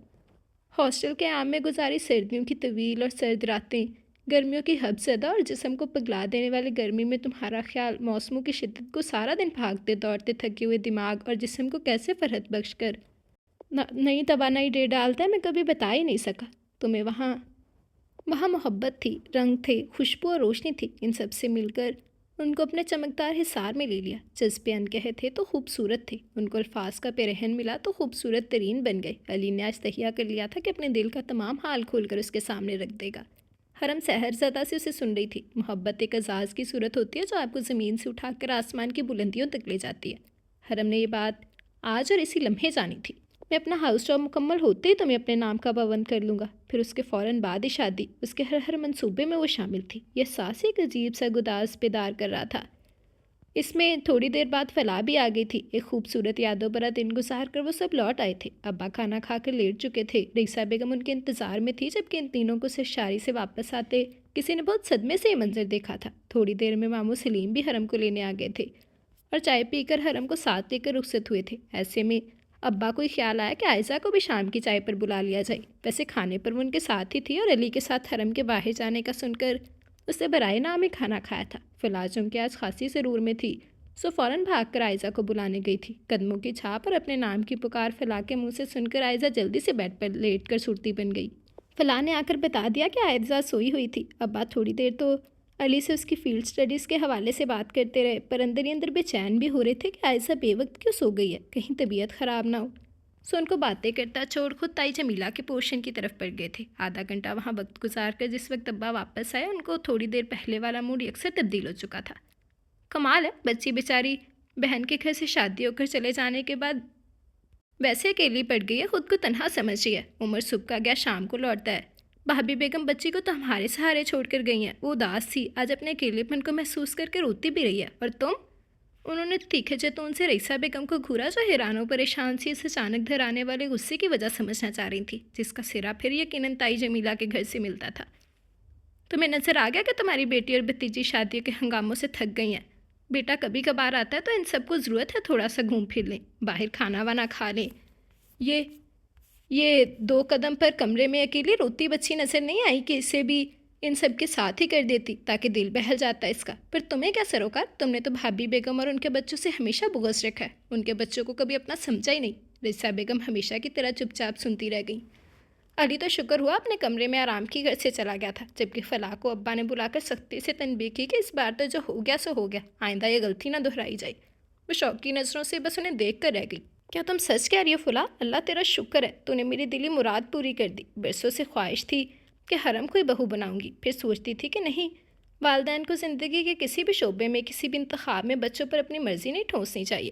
شادی میں تو بالکل نہیں۔ دیکھا اور سنا یہی ہے کہ عموماً ڈاکٹر لوگ شریک حیات کے طور پر ڈاکٹرز کو ہی چنتے ہیں کہ اس کا ماحول، وقت گزارنے کا اتوار اور طرز زندگی ایک جیسا ہونے کی وجہ سے وہ ایک دوسرے کو زیادہ بہتر سمجھتے ہیں۔ یہی سوچ کر اپنی خواہش دل ہی دل میں دبا دیتی تھی کہ میرا بیٹا میری پسند پر ایک سیکنڈ میں سر جھکا تو دے گا، پر کیا پتہ اس کی پسند کوئی اور ہو۔ اور تو اور تمہارے ابا نے بھی کبھی اس حوالے سے اپنی کوئی رائے نہیں دی، اس کا مطلب انہیں بھی کوئی اعتراض نہیں ہوگا۔ رئیسہ بیگم کا خوشی سے برا حال تھا۔ آج تائی جمیلہ آئمہ اور اس کے شوہر کے ساتھ واپس لوٹ آئی تھی۔ ابھی وہ سب کے ساتھ کھانا کھا کر اپنے پورشن کی طرف ہوئے تھے۔ علی صبح بھی اپنے ہاسٹل واپس آ چکا تھا۔ رئیسہ بیگم کے تنہا ہوتے ہی فلاح نے علی کی خواہش اس تک پہنچائی۔ ان کی تو دل کی کلی ہی کھل گئی تھی۔ ان کی بھتیجی اس آنگن میں ان کی بہو بن کر اترے، اس سے بڑھ کر خوشی کی بات بھلا کیا ہوتی ان کے لیے۔ ابھی رئیسہ بیگم احمد حسن سے بات کہہ نہ پائی تھی کہ انہوں نے فلاح کا رشتہ عمر کے ساتھ پکا کرنے کے ساتھ ساتھ فلاح کے امتحانوں کے بعد کی تائی جمیلہ کو تاریخ بھی دے دی تھی۔ عمر اپنے گھر کا دیکھا بالا بچہ ہے، لیکن کیا یہ بہتر نہ ہوتا کہ آپ ایک دفعہ فلاح سے پوچھ تو لیتے؟ پھر ایسی بات کی اجازت ہمارا مذہب بھی دیتا ہے۔ کچھ دیر حیرت سے چپ رہنے کے بعد وہ دھیرے سے گویا ہوئی۔ کیوں؟ اس کی مرضی کیا کہیں اور ہے؟ یا ماں باپ کتنا حق نہیں رکھتے کہ بچوں کے بہتر مستقبل کا فیصلہ خود کر سکیں؟ کچھ دیر پہلے کا خوشگوار موڈ غصے میں بدلنے لگا۔ ایسا کب کہا میں نے؟ والدین کی طرف سے دی گئی محبت اور اعتماد بچوں کو اعتماد دیتا ہے۔ ان کے اندر یہ احساس ہی خوشی بھر دیتا ہے کہ ان کی رائے بھی مقدم جانی جا رہی ہے، ان کی زندگی کے سب سے اہم فیصلے سے متعلق۔ یاسیت رئیسہ بیگم کی لفظ سے ٹپک رہی تھی۔ فلاح ان کی بات کا جواب دیے بنا احمد حسن نے اونچی آواز میں پکارا، وہ جو بھی رئیسہ بیگم کے پاؤں دبا کر ان کی دوائی کھلا کر گئی تھی۔ ابا کی ایسی بے وقت اور زوردار پکار پر اپنے کمرے سے ننگے پاؤں ہی دوڑی چلی آئی۔ یہاں آؤ، بیٹھو۔ ان کے لہجے میں کچھ نرمی ادائی تھی۔ تمہاری تائی نے بہت دن پہلے مجھ سے تمہارے رشتے کے لیے کہا تھا، تب میں نے یہ سوچ کر منع کر دیا تھا کہ تمہیں چونکہ پڑھنے کا بےحد شوق ہے تو کم از کم تمہاری اس ڈگری سے پہلے کوئی ایسی بات نہیں چھیڑنا چاہتا تھا۔ اب جب کہ عمر کی بھی اچھی جاب ہو گئی ہے، تم بھی پیپر سے فارغ ہونے والی ہو، تو تمہاری تائی کے دوبارہ تقاضے کرنے پر میں نے ہاں کہتی کہ میری بیٹی کو بھلا کیا اعتراض ہو سکتا ہے۔ لیکن تمہاری ماں کہتی ہے کہ پہلے تمہاری اجازت لے لی جاتی تو زیادہ بہتر تھا۔ رئیسہ بیگم تو ان کی بات اور انداز پر سر پیٹ کر رہ گئی تھی۔ انہوں نے ہمیشہ کی طرح اس بات بھی ان کی بات کا الٹا مطلب لے لیا تھا، جبکہ فلاح کو توقع نہیں تھی کہ ابا اسے سامنے بٹھا کر ایسی ایمرجنسی نافذ کریں گے، تو گڑبڑا گئی تھی۔ نہیں ابا، اجازت بھلا کیوں لیتے آپ پورا حق رکھتے ہیں ہم پر، جو چاہے فیصلہ کر سکتے ہیں ہماری زندگی سے متعلق۔ امی تو خود ساری زندگی ہم دونوں کو یہی سکھاتی آئی ہیں کہ والدین سے بڑھ کر اولاد کا خیر خواہ کوئی نہیں ہوتا، اس نے سر جھکا کر مضبوط لہجے میں کہا تھا، کیونکہ امی کی بات سے ہی وہ بات کا سارا سیاق و سباق سمجھ گئی تھی۔ ابا میں جاؤں؟ اس نے جھجکتے ہوئے پوچھا، اور ابا کے چہرے کے فخری اور جتاتے تاثرات جو کہ خالصتاً رئیسہ بیگم کے لیے تھے۔ فلاح سوچتی اپنے کمرے کی طرف پلٹ آئی۔ ایک عام لڑکی کی طرح شادی کی بات سن کر اس کا دھیان عمر کی طرف ہرگز نہیں گیا تھا، بلکہ تائی جمیلہ کی طرف گیا تھا، جو اپنی عادتوں اور خصلتوں کی وجہ سے اس کی دنیا کی ناپسندیدہ ترین ہستیوں میں سر فہرست تھیں۔ اب جب کہ ان سے دوہرا اور قریبی رشتہ جڑنے والا تھا، تو 3 دن بعد ہونے والے پیپر کو بھول کر وہ آنے والی زندگی کی بھول بھلیوں میں کھو گئی۔ 1.5 ماہ کا قلیل عرصہ پر لگا کر گزر گیا۔ ابھی پریکٹیکلز ہوئے تھے، پر درمیان میں شادی کی تاریخ رکھ دی گئی تھی۔ علی بھی مشکل سے صرف بارات اور ولیمے میں شریک ہوا تھا، پھر اسی دن واپس لوٹ گیا تھا۔ ویسے بھی اب اس سے فون پر لمبی لمبی گفتگو نہیں ہو سکتی تھی کہ آج کل وہ بہت مصروف تھا، محض ایک کمرے سے دوسرے کمرے تک کا سفر تھا، پر نوعیت، شناخت، حیثیت سب بدل چکی تھی۔ بظاہر رکھڑ اور سرد مزاج نظر آنے والا عمر ابھی تک اپنی عادت کے برعکس ہی پیش آ رہا تھا۔ تائی جمیلہ اور عائزہ بھی ہر وقت باری صدقے جاتی نظر آتی۔ اس نے بدلے حالات کو اپنی ماں کی دعاؤں کا ثمر جانا تھا، کیونکہ شادی کے بعد اس نے عمر سے تقاضا کیا تھا کہ پہلے تو چونکہ تائی جمیلہ اکیلی تھی، اب تو ان کی بہو آ چکی ہے، سو اپنے گھر میں کھانا پکایا کرے گی۔ اس نے سوچا تھا کہ تدبر سے ہی کچھ ایسے مسائل کو حل کرے گی جن کو کوشش سے حل کیا جا سکتا۔ عمر مان گیا تھا، تائی جمیلہ سے بھی عمر نے بات کی تھی۔ ابا کو اگرچہ اعتراض ہوا تھا، پر اس نے عمر کو کہہ کر معاملہ سنبھال لیا تھا۔ شادی شدہ ہو کر اسے لگا کہ شاید اس کی اوقات مستحکم ہو چکی ہے کہ وہ رئیسہ بیگم کی بیٹی نہیں تھی، تائی جمیلہ کی بہو تھی۔ عائزہ کو 9ویں کی کتابیں لا کر اس نے زور زبردستی سے پڑھانا شروع کر دیا تھا۔ آج کل ان پڑھ لڑکیوں کو کوئی پسند نہیں کرتا، خصوصاً پڑھے لکھے لڑکے۔ پڑھائی سے کترانے والی عائزہ نے فلاح کی بات کو اپنے مطلب کے معنی پہنائے اور جی جان سے پڑھائی میں جت گئی۔ فلاح ہر کام میں اسے بھی ساتھ لگائے رکھنے کی کوشش کرتی، یہ سوچ کر نہیں کہ اس کی مدد ہو جائے گی، بلکہ یہ سوچ کر کہ لڑکیاں کچی اور گیلی مٹی کی طرح ہوتی ہیں، وقت کا بڑھئی انہیں جیسے اور جس طرف موڑ دے ویسے مڑ جاتی ہیں۔ وہ اسے ان تمام خرافات سے دور رکھنا چاہتی تھی جو اب سے پہلے تک قائمہ اور اس کی زندگی کا حصہ تھی۔ کام چوری، نااہلی، بدسلیقی، موبائل فون کا بے جا استعمال، رانگ نمبرز پر گھنٹوں باتیں کرنا۔ اچھی بات تو یہ تھی کہ عائزہ فلاح کی بہت ماننے لگی تھی۔ تائی جمیلہ البتہ ناک بھویں چڑھا لیتی، خصوصاً جب فلاح اسے کچن میں چھوٹے موٹے کام کی طرف لگائی رکھتی۔ میں تو اماں سچ بتاؤں، ساس اور نند کو جوتے کی نوک پر رکھتی ہوں، جب میاں ہی بے دام غلام ہے میرا، ہر بات پر اعتراض، ہر کام پر نکتہ چینی۔ حویلی ملازمین سے بھری پڑی ہے، اور بڑی بھی فرماتی ہے کہ کھانے میں ذائقہ تبھی آتا ہے جب گرہستن کا ہاتھ لگاؤ۔ لو بلا بتاؤ اماں، میرے ہاتھ بلا سے فضول کاموں کے لیے بنے ہیں؟ تفاخر سے تائی جمیلہ کو اپنے کارنامے سناتی یہ آئمہ تھی، جس کا شادی کے 3 ماہ میں یہ کوئی 20واں چکر تھا، جبکہ فلاح تو دن میں ایک دفعہ بھی بعض دفعہ چاہتے ہوئے بھی رئیسہ بیگم کے پاس نہ جا سکتی تھی۔ خصوصاً اس وقت اسے وہ بہت یاد آتی جب وہ تائی جمیلہ کے پاؤں دبا کر پھر اپنے کمرے میں جاتی تھی۔ اے فلاح، اماں کی تو بڑی خدمتیں کرتی تھی، ساس بھی تو ماں ہوتی ہے نا؟ پیر بڑے درد کر رہے ہیں، ذرا دبا دو۔ اس نے ایک نظر دروازے میں سے جاتے عمر کو دیکھا، جسے کمرے میں آنے کا اشارہ کر کے گیا تھا۔ دوسری نظر بے نیازی سے ناخنوں پر کیوٹکس لگاتی عائزہ کو، پھر مرے مرے قدموں سے تائی کے پاؤں کے پاس آ کر بیٹھی۔ اسی پل ابا بھی وہیں آ گئے تو اسے گھر کے دوسرے کونے میں اکیلی اپنی ماں کا خیال آیا تھا۔ امی کو ہی لے آتے ابا، لو یہاں آنے کے لیے اسے دعوت دیتا پھرتا، بیٹی کا گھر ہے، دن میں 10 بار آئے، پر کہاں ایسی سخت دل عورت ہے کہ بس کیا کہیں۔ ابا جو کچھ کہتے کہتے منہ کھول رہے تھے، تائی کا جواب سن کر چپ ہو گئے۔ رات کو اپنے کمرے کی طرف جاتے امی کے کمرے کی جلتی لائٹ نے آنکھیں بھی ساختہ نم کر دی تھی۔ رواج، رشتے، مصلحتیں اور معاشرہ، خون کے رشتوں کے درمیان بھی بعض دفعہ اندیکھی رنجشیں آ جاتی ہیں جو کاٹے نہیں کٹتی۔ اس سے عمر کے رشتے کے لیے بلا توقف ہاں کر دی تھی کہ اپنی ماں کے دل کے قریب رہے گی۔ فلاح بھابی اندر بھی آؤ یا دروازے میں کھڑی کھڑی سوتی رہوگی؟ سوچو کہ سفر میں وہ نہ جانے کتنی دور نکل گئی تھی جب آئمہ کی تیز آواز اسے چکا دیا۔ وہ چہرے پر مصنوعی مسکراہٹ سے جاتی اندر آ گئی، پر ان لوگوں کی محفل میں ہمیشہ اس کا جی اوب جاتا۔ تو ایسا کر آئمہ، جلدی سے الگ گھر کا مطالبہ کرو، شہر میں شفٹ ہو جا۔ تائی کے مشورے اور تائیدی انداز میں سر ہلاتی آئمہ پر اسے بے انتہا غصہ آیا تھا۔ یہ کیا کہہ رہی ہیں تائی؟ اسد بھائی کی بوڑھی والدہ شادی شدہ بہن ہی ہے، جس نے جلد یا بدیر اپنے گھر لوٹ جانا ہے۔ اب یہ لوگ اس اکیلی عورت کو چھوڑ دیں؟ وہ رہ نہ سکی تو بول اٹھی تھی، ایک تو تمہاری ہر بات میں بولنے والی عادت سے میں بڑی تنگ ہوں. اٹھو اور جا کر کچن سنبھالو. آئمہ یہی ہے تو لازمی اسد بھی یہیں کھانا کھائے گا. اس کی بات کا کوئی نوٹس لیے بغیر تائی نے اسے کمرہ بدر ہونے کا حکم دیا تھا. عائشہ تم آ جاؤ میرے ساتھ. وہ بجھے دل سے اٹھ کھڑی ہوئی تھی. آتی ہوں بھابھی. آئمہ کے پاس بیٹھنے دینا, بہت دنوں بعد آئی ہے. عائشہ کے بیٹھنے کی وجہ بھی آئمہ کی محبت ہرگز نہیں تھی, گھریلو سیاستوں سے آگاہی تھی. پھر فلاح کی کمپنی اسے خاک مزہ دے سکتی تھی جیسی تائی جمیلہ اور آئمہ کی کمپنی میں تھی. اس نے رات کو عمر سے اس بات کا تذکرہ بھی کیا تھا. اگر ایسا ہی ہے جیسا تم بتا رہی ہو تو بہت غلط بات ہے, لیکن یار کیا ہے کہ ایسی گھریلو پریشانیوں اور الجھنوں سے مجھے دور ہی رکھا کرو.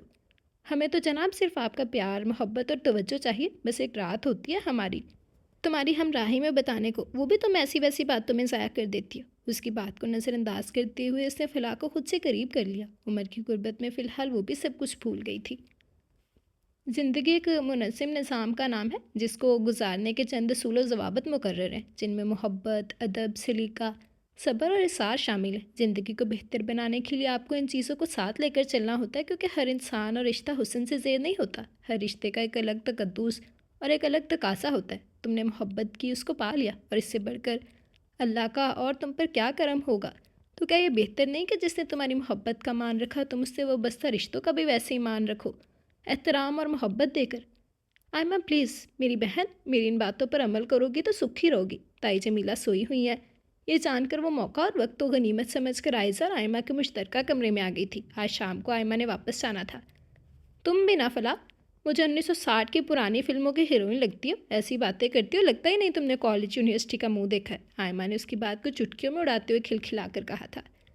ارے یار, وہ میری نند سارا دن میری ساس کو بھڑکاتی ہے میرے خلاف. اصل میں بھائی کی ضد پر مجبور تو ہو گئی ہے, پر مجھے اور میرے رشتے کو آج تک تسلیم نہیں کیا اس نے. میرا پتہ کاٹ کر اپنی نند لانے کے چکر میں لگتی ہے وہ کچھ کرے اس سے بہتر نہیں میں اپنی چال چل جاؤں. ویسے بھی میں نے سنا ہے اس کی نند بڑی حسین ہے, پھر اسد کی سابقہ منکتر بھی ہے.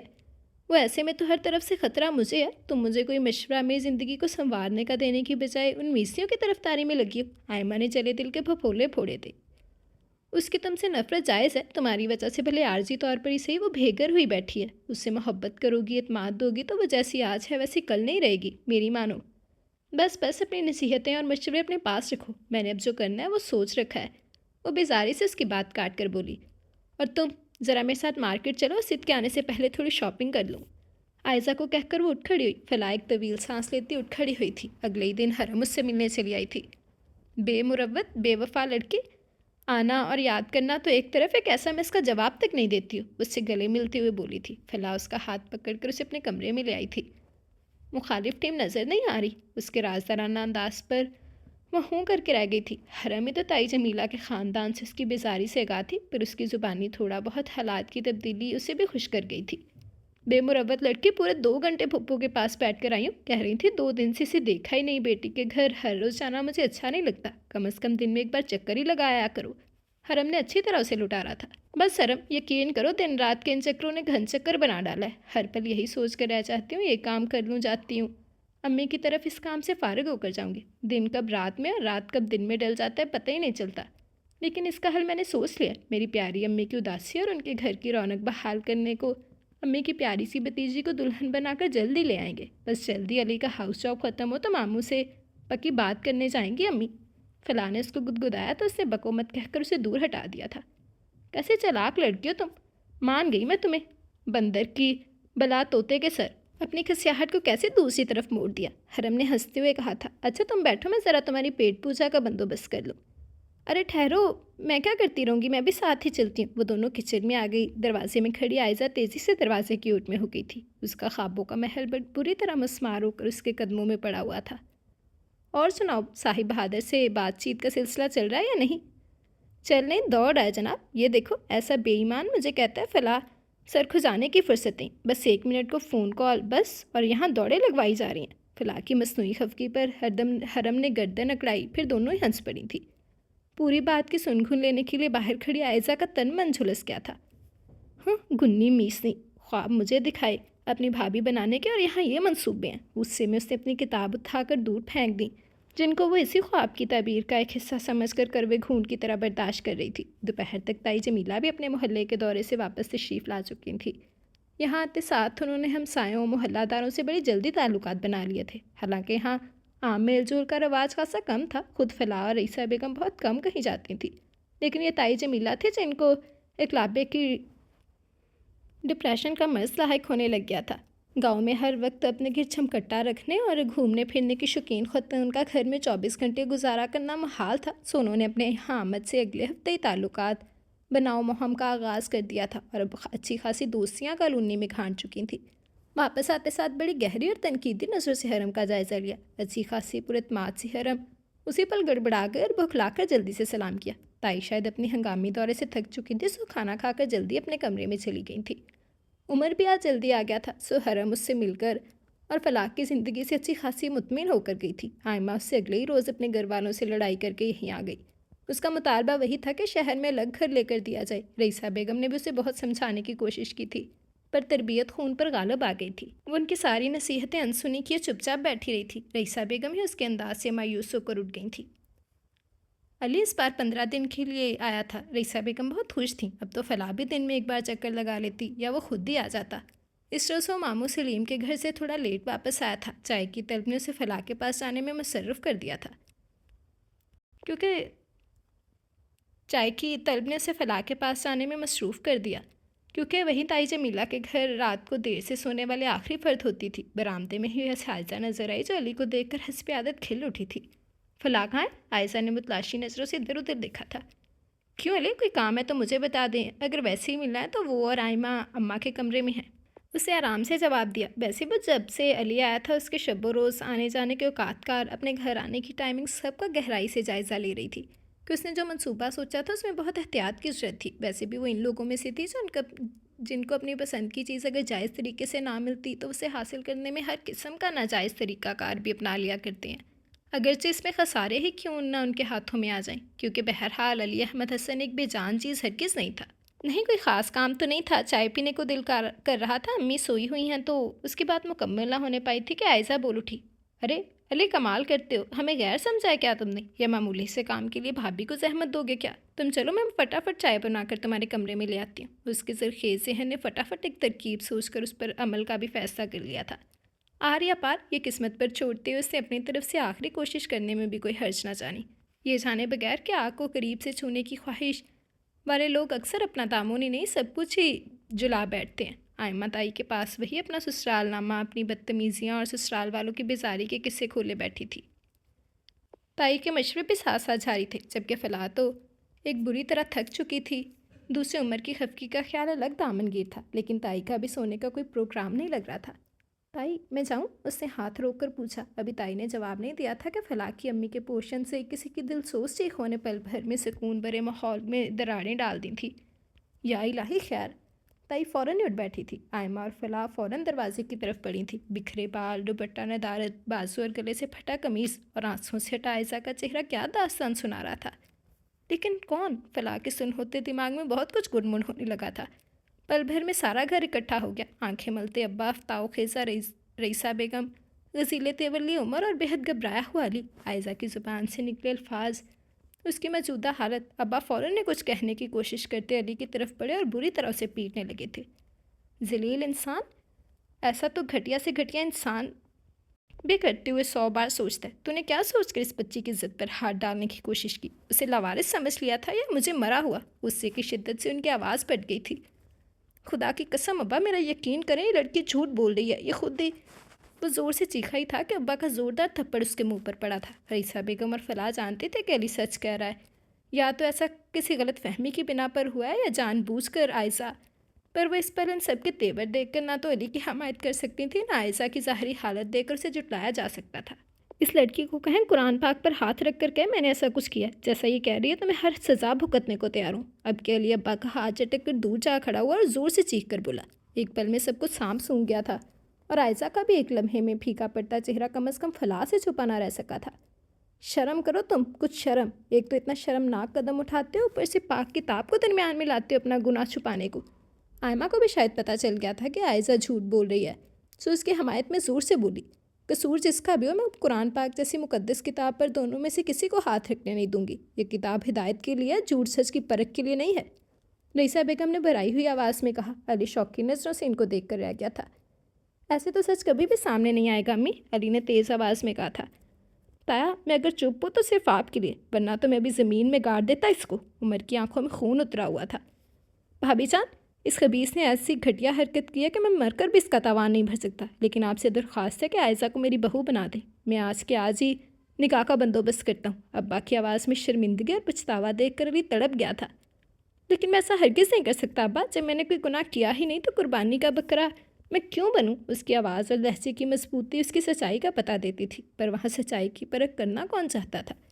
بکواس بند کرو ناہنجاد، ناخلف۔ تم نے اگر انکار کیا تو اپنی ماں کو لے کر ابھی اور اسی پل میرے گھر سے نکل جاؤ۔ ابا کی دھمکی پر رئیسہ بیگم کا خون خشک ہو گیا۔ پھر وہی ہوا جو عائزہ نے سوچا تھا، صرف گھنٹے کے اندر اندر وہ جو کچھ چاہتی تھی ویسا ہی ہو گیا تھا۔ سچ بتانا عائزہ، یہ تیرا کیا دھرا ہے نا؟ سب ورنہ اس بیچارے کی شکل ہی چیخ چیخ کر بتا رہی تھی کہ تو جھوٹ اور وہ سچ بول رہا ہے۔ آئمہ کے ہاتھ اب عائزہ کے چہرے پر تیز تیز چل رہے تھے اسے سنوارنے کو۔ ہاں تو جو چیز آسانی سے نہ ملے اسے چھین لینا چاہیے۔ تم نے تو کب سے کہہ رہی ہوں کوئی ترکیب لڑاؤ۔ تمہیں اپنی مکار سسرال والوں سے فرصت ملتی تو تم دھیان دیتی نا۔ تم نے جب تک دھیان دینا تھا وہ بھابھی کی کزن نے میری محبت لے اڑنی تھی۔ مرد کا کیا ہے، اداؤں کا جال پھینکو فوراً شکار ہو جاتا ہے۔ علی کو بھی معافی مانگ کر منا لوں گی۔ ارے کم بخت، تو سب کچھ بالا ہی بالا کر لیا تو اب اپنے پھٹے ڈھول جیسی آوازیں بند کر کے اس قصے پر مٹی ڈالو۔ کسی نے سن لیا تو بازی الٹ سکتی ہے ساری۔ تائی جمیلہ جو اپنے بیڈ پر منہ کھولے بیٹیوں کے کارنامے سن رہی تھی ڈپٹ کر بولی تھی، پر قیامت تو اندر آئی فلاح کے دل پر ٹوٹی تھی جس کا دل جیسے کسی نے مسل کر رکھ دیا۔ اپنے معصوم بھائی کی معصوم محبت کی گواہ تھی وہ، اور ظالموں نے ایسا شب خون مارا تھا کہ اس کی محبت تو لوٹی سو لوٹی، اپنے شوہر کی نظروں میں بھی آج اس نے محبت کی جگہ حقارت دیکھی تھی۔ علی کو برباد کرنے والوں نے اس کی زندگی بھی ساتھ ہی داؤ پر لگا دی تھی۔ اب وہ جتنا بھی کہہ سن لیتی، عمر نے کہاں اس کی بات کا یقین کرنا تھا، جبکہ مقابل خود اس کی بہن تھی۔ تم نے بہت برا کیا عائزہ، میں سمجھی تھی تم بدل رہی ہو، بدل گئی ہو۔ میری محبت تمہیں بدل دے گی، پر عادات اور خصلتیں کبھی بھی نہیں بدلتی۔ لیکن مت بھولنا کہ بہت ساری چیزوں کے ساتھ محبت بھی ایسا جذبہ ہے جو چھین کر اپنا نصیب نہیں بنایا جاتا، یہ تو قدرت کا ودیعت کردہ احساس ہوتا ہے۔ تم نے جس گھر میں رہنا تھا اسی کو ہی اپنی بدفعلی سے ٹکڑے ٹکڑے کر دیا۔ میرے بھائی کا شیشے جیسا نازک دل توڑا تم نے، وہ تمہیں کبھی معاف نہیں کرے گا۔ تمہیں بد دعا نہیں دے رہی، لیکن دعا بھی نہیں نکل رہی تمہارے لیے۔ جب آئمہ اور فلاح عائزہ کو علی کے کمرے میں چھوڑنے آئی تھی تو یہ سب فلاح نے بہت دکھ سے دیکھتے ہوئے اسے کہا تھا، اور تھکے قدموں سے اٹھ کر کمرے سے باہر نکل گئی تھی۔ آئمہ، مجھے لگتا ہے بھابھی نے ہماری باتیں سن لی ہیں، اب کیا ہوگا اگر بھائی کو پتہ چل گیا تو؟ خوفزدہ لہجے میں کہتی اس نے آئمہ کے ہاتھ جکڑ لیے تھے۔ کچھ نہیں ہوگا، بس تم اپنی بات پر ڈٹی رہنا۔ جتنا میں فلاح کو جانتی ہوں وہ عمر کو کبھی نہیں بتائے گی۔ تم بس علی کی خبر رکھو، ویسے بھی جتنا حسین تم لگ رہی ہو اس نے وہ سب کچھ پھول کر پٹ سے تمہارے قدموں میں گر جانا ہے۔ سچ؟ آئمہ کی تعریف پر ایک لمحے کو دل میں اٹھتا احساس ضیاء اور ملال دھل گیا تھا۔ آئمہ کے جانے کے بعد چچا آئے تھے، ایک بار پھر علی کے نہ کردہ گناہ کی معافی مانگتے ہوئے کہا تھا کہ وہ ان کی بہو بعد میں، بیٹی پہلے، فکر نہ کرے، اسے اس گھر میں کبھی بھی کسی قسم کی کمی یا تکلیف کا سامنا نہیں کرنا پڑے گا۔ چچی بس ستے چہرے اور سرخ آنکھوں کے ساتھ چپ کھڑی رہی تھی، جیسے زبردستی آئی ہوں یہاں، نہ آنا چاہتی ہوں۔ اور علی، اسے خیال آیا کہ 11 بجے ان کا نکاح عمل میں لایا گیا تھا، 2 بج گئے، اس کا کہیں کوئی عطا پتہ نہیں تھا۔ اتنا بڑا اور غلط قدم جوش میں اٹھا تو لیا تھا، اب گھبراہٹ ہو رہی تھی۔ وہ کچن سے اپنی قمیض، آستین اور گلے پھاڑ کر گئی تھی۔ اس نے دوپٹہ اپنے اوپر اچھی طرح سے پھیلا کر چائے بنائی اور سیدھی علی کے کمرے میں گئی تھی۔ وہ اپنے بیڈ پر نیم دراز تھا، اسے دیکھ کر فوراً اٹھ بیٹھا تھا۔ شکریہ بھائی، بہت بہت، امی سوئی ہوئی نہ ہوتی میں تمہیں کبھی زحمت نہ دیتا۔ اس نے اس کے ہاتھ سے کپ لے کر سائڈ ٹیبل پر رکھا تھا، پھر معذرت خواہانہ انداز میں کہا۔ عائزہ یکٹک اسے دیکھے چلی گئی تھی۔ کیا تمہیں کبھی پتہ نہیں چلا کہ میں کتنی محبت کرتی ہوں تم سے، کتنا چاہتی ہوں تمہیں سوچتے میرا دن گزرتا ہے، تمہیں آنکھوں میں بسائے بسائے رات گزر جاتی ہے، وہ کھوئی کھوئی انداز میں کہتی اس کے پاس ہی بیڈ پر بیٹھ گئی۔ علی جو حیرت سے اس کی طرف دیکھ رہا تھا جیسے کسی شوق میں جلدی سے اٹھ کھڑا ہوا تھا۔ یہ کیا بےہودگی عائزہ، میرے ذہن میں ایسی کوئی خرافات نہیں ہے، میں نے ہمیشہ تمہیں آئمہ فلاح کی طرح سمجھا ہے، تم جا سکتی ہو، اس نے ناگواری سے اسے کہا تھا۔ کیوں علی؟ وہ جذباتی انداز میں کہتے تیزی سے اس کے قریب آ گئی تھی۔ مجھے غور سے دیکھو، ایسا کیا ہے جو مجھ میں نہیں ہے، حرم میں ہے؟ مجھے اپنی زندگی میں شامل کر لو علی، بس یہ آسان کر دو مجھے، میں تمہیں اتنی محبت دوں گی تم بھول جاؤ گے اسے۔ اس نے روتے ہوئے اس کا بازو جھنجھوڑا، اس کا دوپٹہ گر گیا تھا۔ علی کو اس کو دیکھ کر یکایک کسی خطرے کا احساس ہوا، اسے ہوش و حواس سے آری لگی اسی پل۔ چائے وائے سب بھول کر وہ دروازے کی طرف لپکا۔ میں تمہیں ایسے جانے نہیں دوں گی، تمہیں حاصل کرنا میری زندگی کا اولین مقصد ہے، وہ کہتی اس کے پیچھے لپکی۔ کچھ ہی لمحوں میں پورا گھر اس کی چیخوں سے گونج رہا تھا۔ یہ سب سوچتے سے اسے کسی نے بے دردی سے بیڈ سے کھینچا۔ یہ علی تھا، وہ پتہ نہیں کس پل کمرے میں آیا تھا، اس کے بازو سے بری طرح پکڑ کر اس نے گھسیٹ کر اسے نیچے اتار کھڑا کیا۔ عائشہ اسے اچانک حملے کے لیے تیار نہیں تھی، لڑکھڑا کر رہ گئی تھی، ابھی سنبھلنے نہیں پائی تھی کہ چہرے پر پڑنے والے زوردار تھپڑوں نے اس کے 14 طبق روشن کر دیے۔ اسی پر اکتفا نہیں کیا تھا علی نے، اسے بہت مارا تھا، اتنا کہ وہ خود تھک کر ہانپنے لگا۔ حیرت عائشہ کو خود پر ہوئی کہ ہلکی سی تکلیف پر پورا گھر سر پر اٹھا لینے والی عائشہ نے اف کیے بغیر اس کی مار برداشت کی تھی۔ بہت محبت کرتی ہو نا مجھ سے، اتنی کہ مجھے حاصل کرنے کے لیے مجھ سے میرا سب کچھ چھین لیا، میرے اپنوں کی نظروں سے مجھے گرا دیا۔ اب بھی کیا ہاتھ آیا تمہارے؟ کچھ بھی نہیں، تم مجھے تو کیا میرے گرد کو بھی نہیں چھو سکو گی، ایسی سزا دوں گا تمہیں۔ علی نام ہے میرا۔ علی کا نام ملا ہے نا تمہیں، علی کو حاصل کر کے دکھانا، ساری زندگی ترستی رہو گی۔ میں اگر خوش نہیں ہوں تو تمہیں بھی کوئی خوشی نہیں دوں گا اپنی ذات کے حوالے سے۔ انسان انتہائی قدم اٹھانے سے اس وقت ڈرتا ہے جب اسے اپنی کسی متاع کے چھن جانے کا ڈر ہو۔ میرا سب کچھ تم لوٹ چکی ہو، اب میں ہر قسم کے ڈر اور خوف سے آزاد ہوں۔ جا کر اپنے عزت مآب چچا کو بھی بتا دینا بے شک۔ اس کے بازو کو مضبوطی سے جکڑے علی نے اس کی آنکھوں میں آنکھیں ڈال کر خوفناک لہجے میں کہا تھا۔ عائشہ لہجے کی سنجیدگی اور انداز پر بری طرح لرز گئی۔ اپنے حسن سے متاثر کرنے کے معافی مانگ کر منا لینے کے سارے دعوے درے کے درے رہ گئے تھے۔ اس کے حقارت سے صوفے پر دھکیلتا اب وہ الماری میں سے بیگ نکال کر اپنے کپڑے نکال کر اس میں ٹھونس رہا تھا۔ عائشہ کچھ دیر پھٹی پھٹی آنکھوں سے صوفے پر پڑی اسے ایسا کرتے ہوئے دیکھتی رہی، پھر تیر کی تیزی سے اٹھ کر اس کے پاس آئی تھی۔ علی، ایسا مت کرو، میرا عمل برا تھا، غلط تھا، مجھے تسلیم ہے، پر یقین کرو میں تم سے بہت محبت کرتی ہوں۔ ایسا تصور ہی مجھے بے حال کر دیتا ہے کہ میں تمہیں کسی اور کے ہمراہ دیکھوں۔ ایک بار مجھے معاف کر دو، یہ دیکھو میں ہاتھ جوڑتی ہوں، وہ زور زور سے روتے ہوئے کہنے لگی تھی۔ میں اگر تمہیں کچھ کہہ نہیں رہا تو اس لیے کہ تمہارے ناپاک خون سے ہاتھ نہیں رنگنا چاہتا، بس اس کے علاوہ مجھے تم سے کوئی بات نہیں کرنی۔ یہ کہہ کر وہ بیگ اٹھا کر کمرے سے نکلتا چلا گیا۔ وہ جو یہ سوچ کر نکلا تھا کہ وہ اس نے اب یہاں دوبارہ قدم نہیں رکھنا، لاؤنج میں صوفے پر پاؤں اوپر کر کے کسی غیر مرئی نقطے کو تکتے رئیسہ بیگم کو دیکھ کر اس کے قدم بے ساختہ سست پڑ گئے تھے۔ دونوں ماں بیٹے کی نظریں ایک دوسرے سے ملیں۔ کچھ ہی لمحوں میں وہ پورا اونچا لمبا مرد ماں کے گلے لگ کر پھوٹ پھوٹ کر رو دیا تھا۔ احساس سے اس قدر شدید تھا، سب کچھ جانتے ہو بھی ماں کی مجبوریوں کو جان کر بھی گھر چھوڑ کر جا رہے ہو، اپنی ماں کی زندگی میں کون نہ کردہ گناہ درج کرانے کے لیے کہ راتوں رات بیٹے کو بھگا دیا۔ اس کے بیگ کو بغور دیکھتے وہ رنجیدہ سے بولی۔ علی تڑپ ہی تو گیا تھا، ان کے قدموں میں آ کر بیٹھ گیا۔ آپ کا بیٹا آپ پر قربان امی، آپ کی دربدری کی خوف نہیں تو مجھ سے اس قیامت نامے پر سائن کروائے، ورنہ آپ کے مجازی خدا تو ایک طرف، دنیا کی کوئی طاقت بھی مجھے اس توق کو زبردستی گلے میں ڈالنے پر مجبور نہیں کر سکتی تھی۔ وہ ان کے ہاتھوں کو پکڑ کر بے قراری سے بولا تھا۔ میں یہاں رہا نا امی تو اس نے بچنا نہیں ہے میرے ہاتھ سے۔ اس کو دیکھ کر اپنی حدت کا احساس سواتر ہوتا ہے، لہو کی جگہ شرارے دوڑنے لگتے ہیں۔ مجھے مت روکے امی، تمہارے ابا نے پرسوں تمہارے ولیمے کی تقریب رکھنے کا ارادہ کیا۔ عذر یہ ہوگا کہ ان کے اچانک خراب ہونے والی طبیعت کے پیش نظر نکاح کو فوری کرنا پڑا ہے، جبکہ عزیز رشتہ داروں کو مطمئن کرنے کی غرض سے یہ فنکشن ہوگا۔ ہمیشہ کی طرح اس بار بھی تمہیں سمجھانے کے لیے انہوں نے میرے کمزور کندھوں پر یہ بھاری ذمہ داری ڈالی ہے۔ شاید تم سے اسی اقدام کی توقع تھی انہیں، اسی لیے پیشگی باندھ دیا۔ وہ تو پریشانی کے مارے نیند نہیں آ رہی تھی تو یہاں آ کر بیٹھ گئی، ورنہ تم تو ماں سے ملے بغیر ہی چلے جاتے۔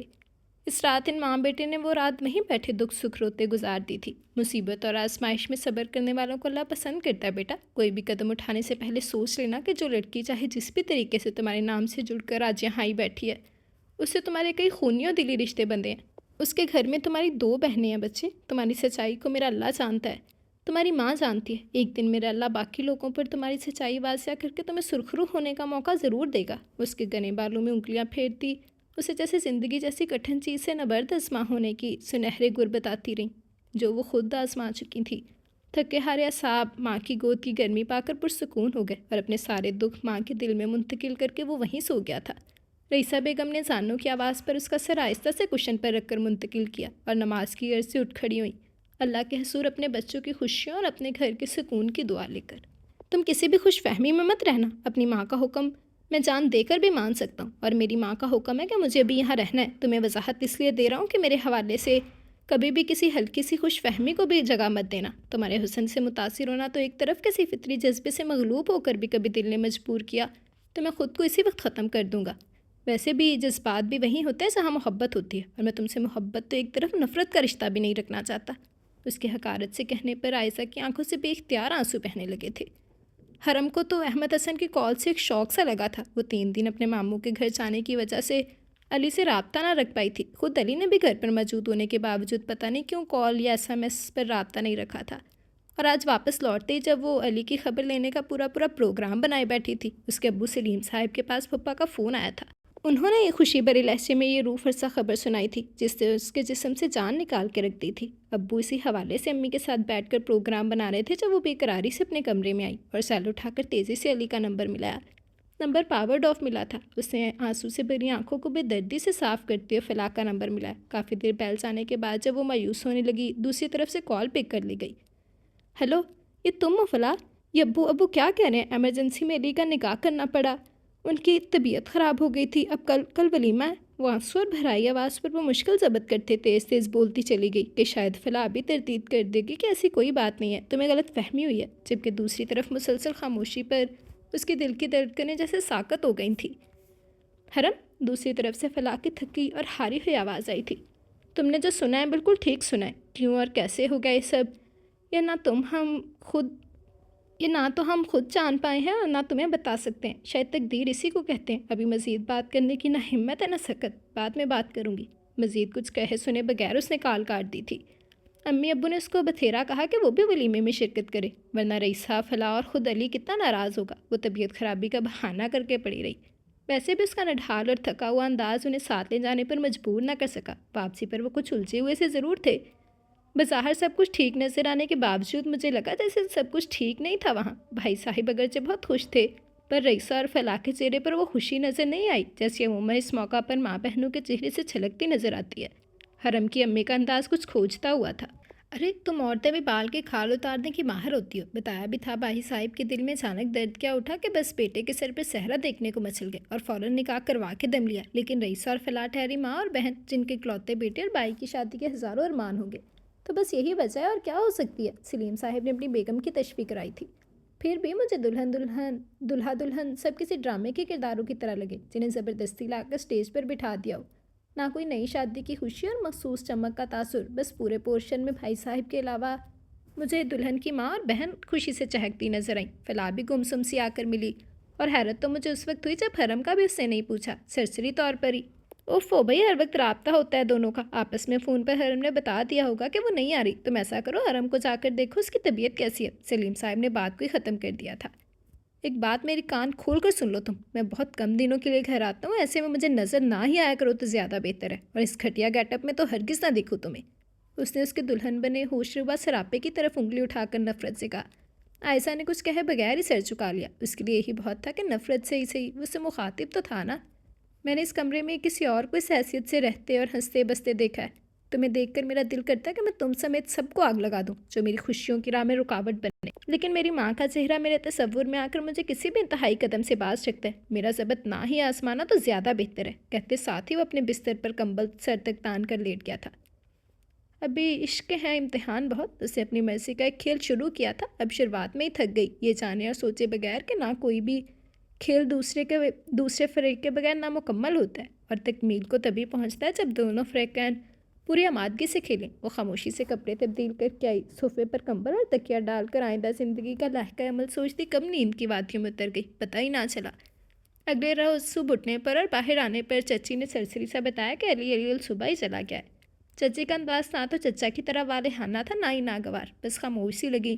اسے زندگی میں پہلی بار وہ ان کی مدد کے لیے ناشتہ بنانے کے لیے ہاتھ بٹانے لگی.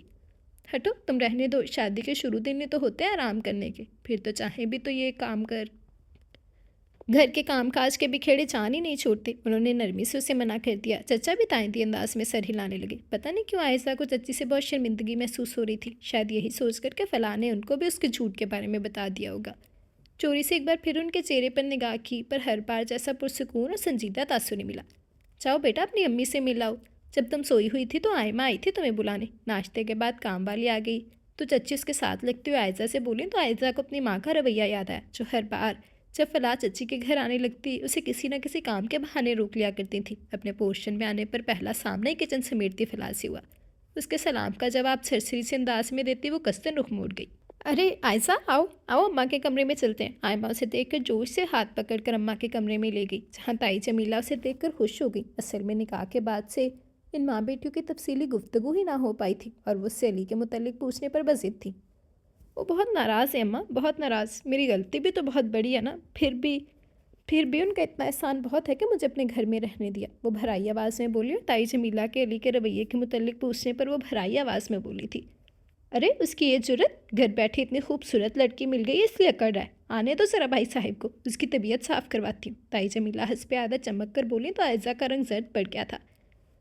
اماں خدا کے لیے کسی سے بھی کچھ مت کہنا، میری غلطی بہت بڑی ہے، میں اسے منا لوں گی، مجھے یقین ہے، ویسے بھی چچی چچا بہت اچھے ہیں میرے ساتھ، وہ بہت دن ناراض نہیں رہیں گے، وہ جلدی سے اماں کی تسلی کرواتے ہوئے بولی، کیونکہ پتہ تھا اماں نے ابھی کے ابے چچا کو یا تو بلوا کے الٹی سیدھی لگا دینی ہے یا پھر فون ہی کھڑکا دینا ہے، اور وہ اس کی نیا پار، اوہ اس کی نیا پار لگ گئی ہے، میرا کو سوچے ماں، مجھے فکر ہو رہی ہے، جب سے میں آئی ہوں اسد کا کوئی رابطہ نہیں، مجھ سے نہ کال کر رہا ہے نہ جواب دے رہا ہے، نمبر بند ہے اس کا، چچا نے ولیمے پر بھی بلایا سب کو، وہاں سے کوئی نہیں آیا، کہیں کوئی گڑبڑ نہ ہو۔ آئمہ کی تشویش پر تائی جمیلہ بھی پریشان ہو گئی تھی، ارے اس کے گھر کا نمبر ملا کے کچھ اتا پتہ لے، اس کا کون سی ایسی ناجائز فرمائش کر دی تم نے جو یوں اینٹ کر بیٹھ گیا، یہ لو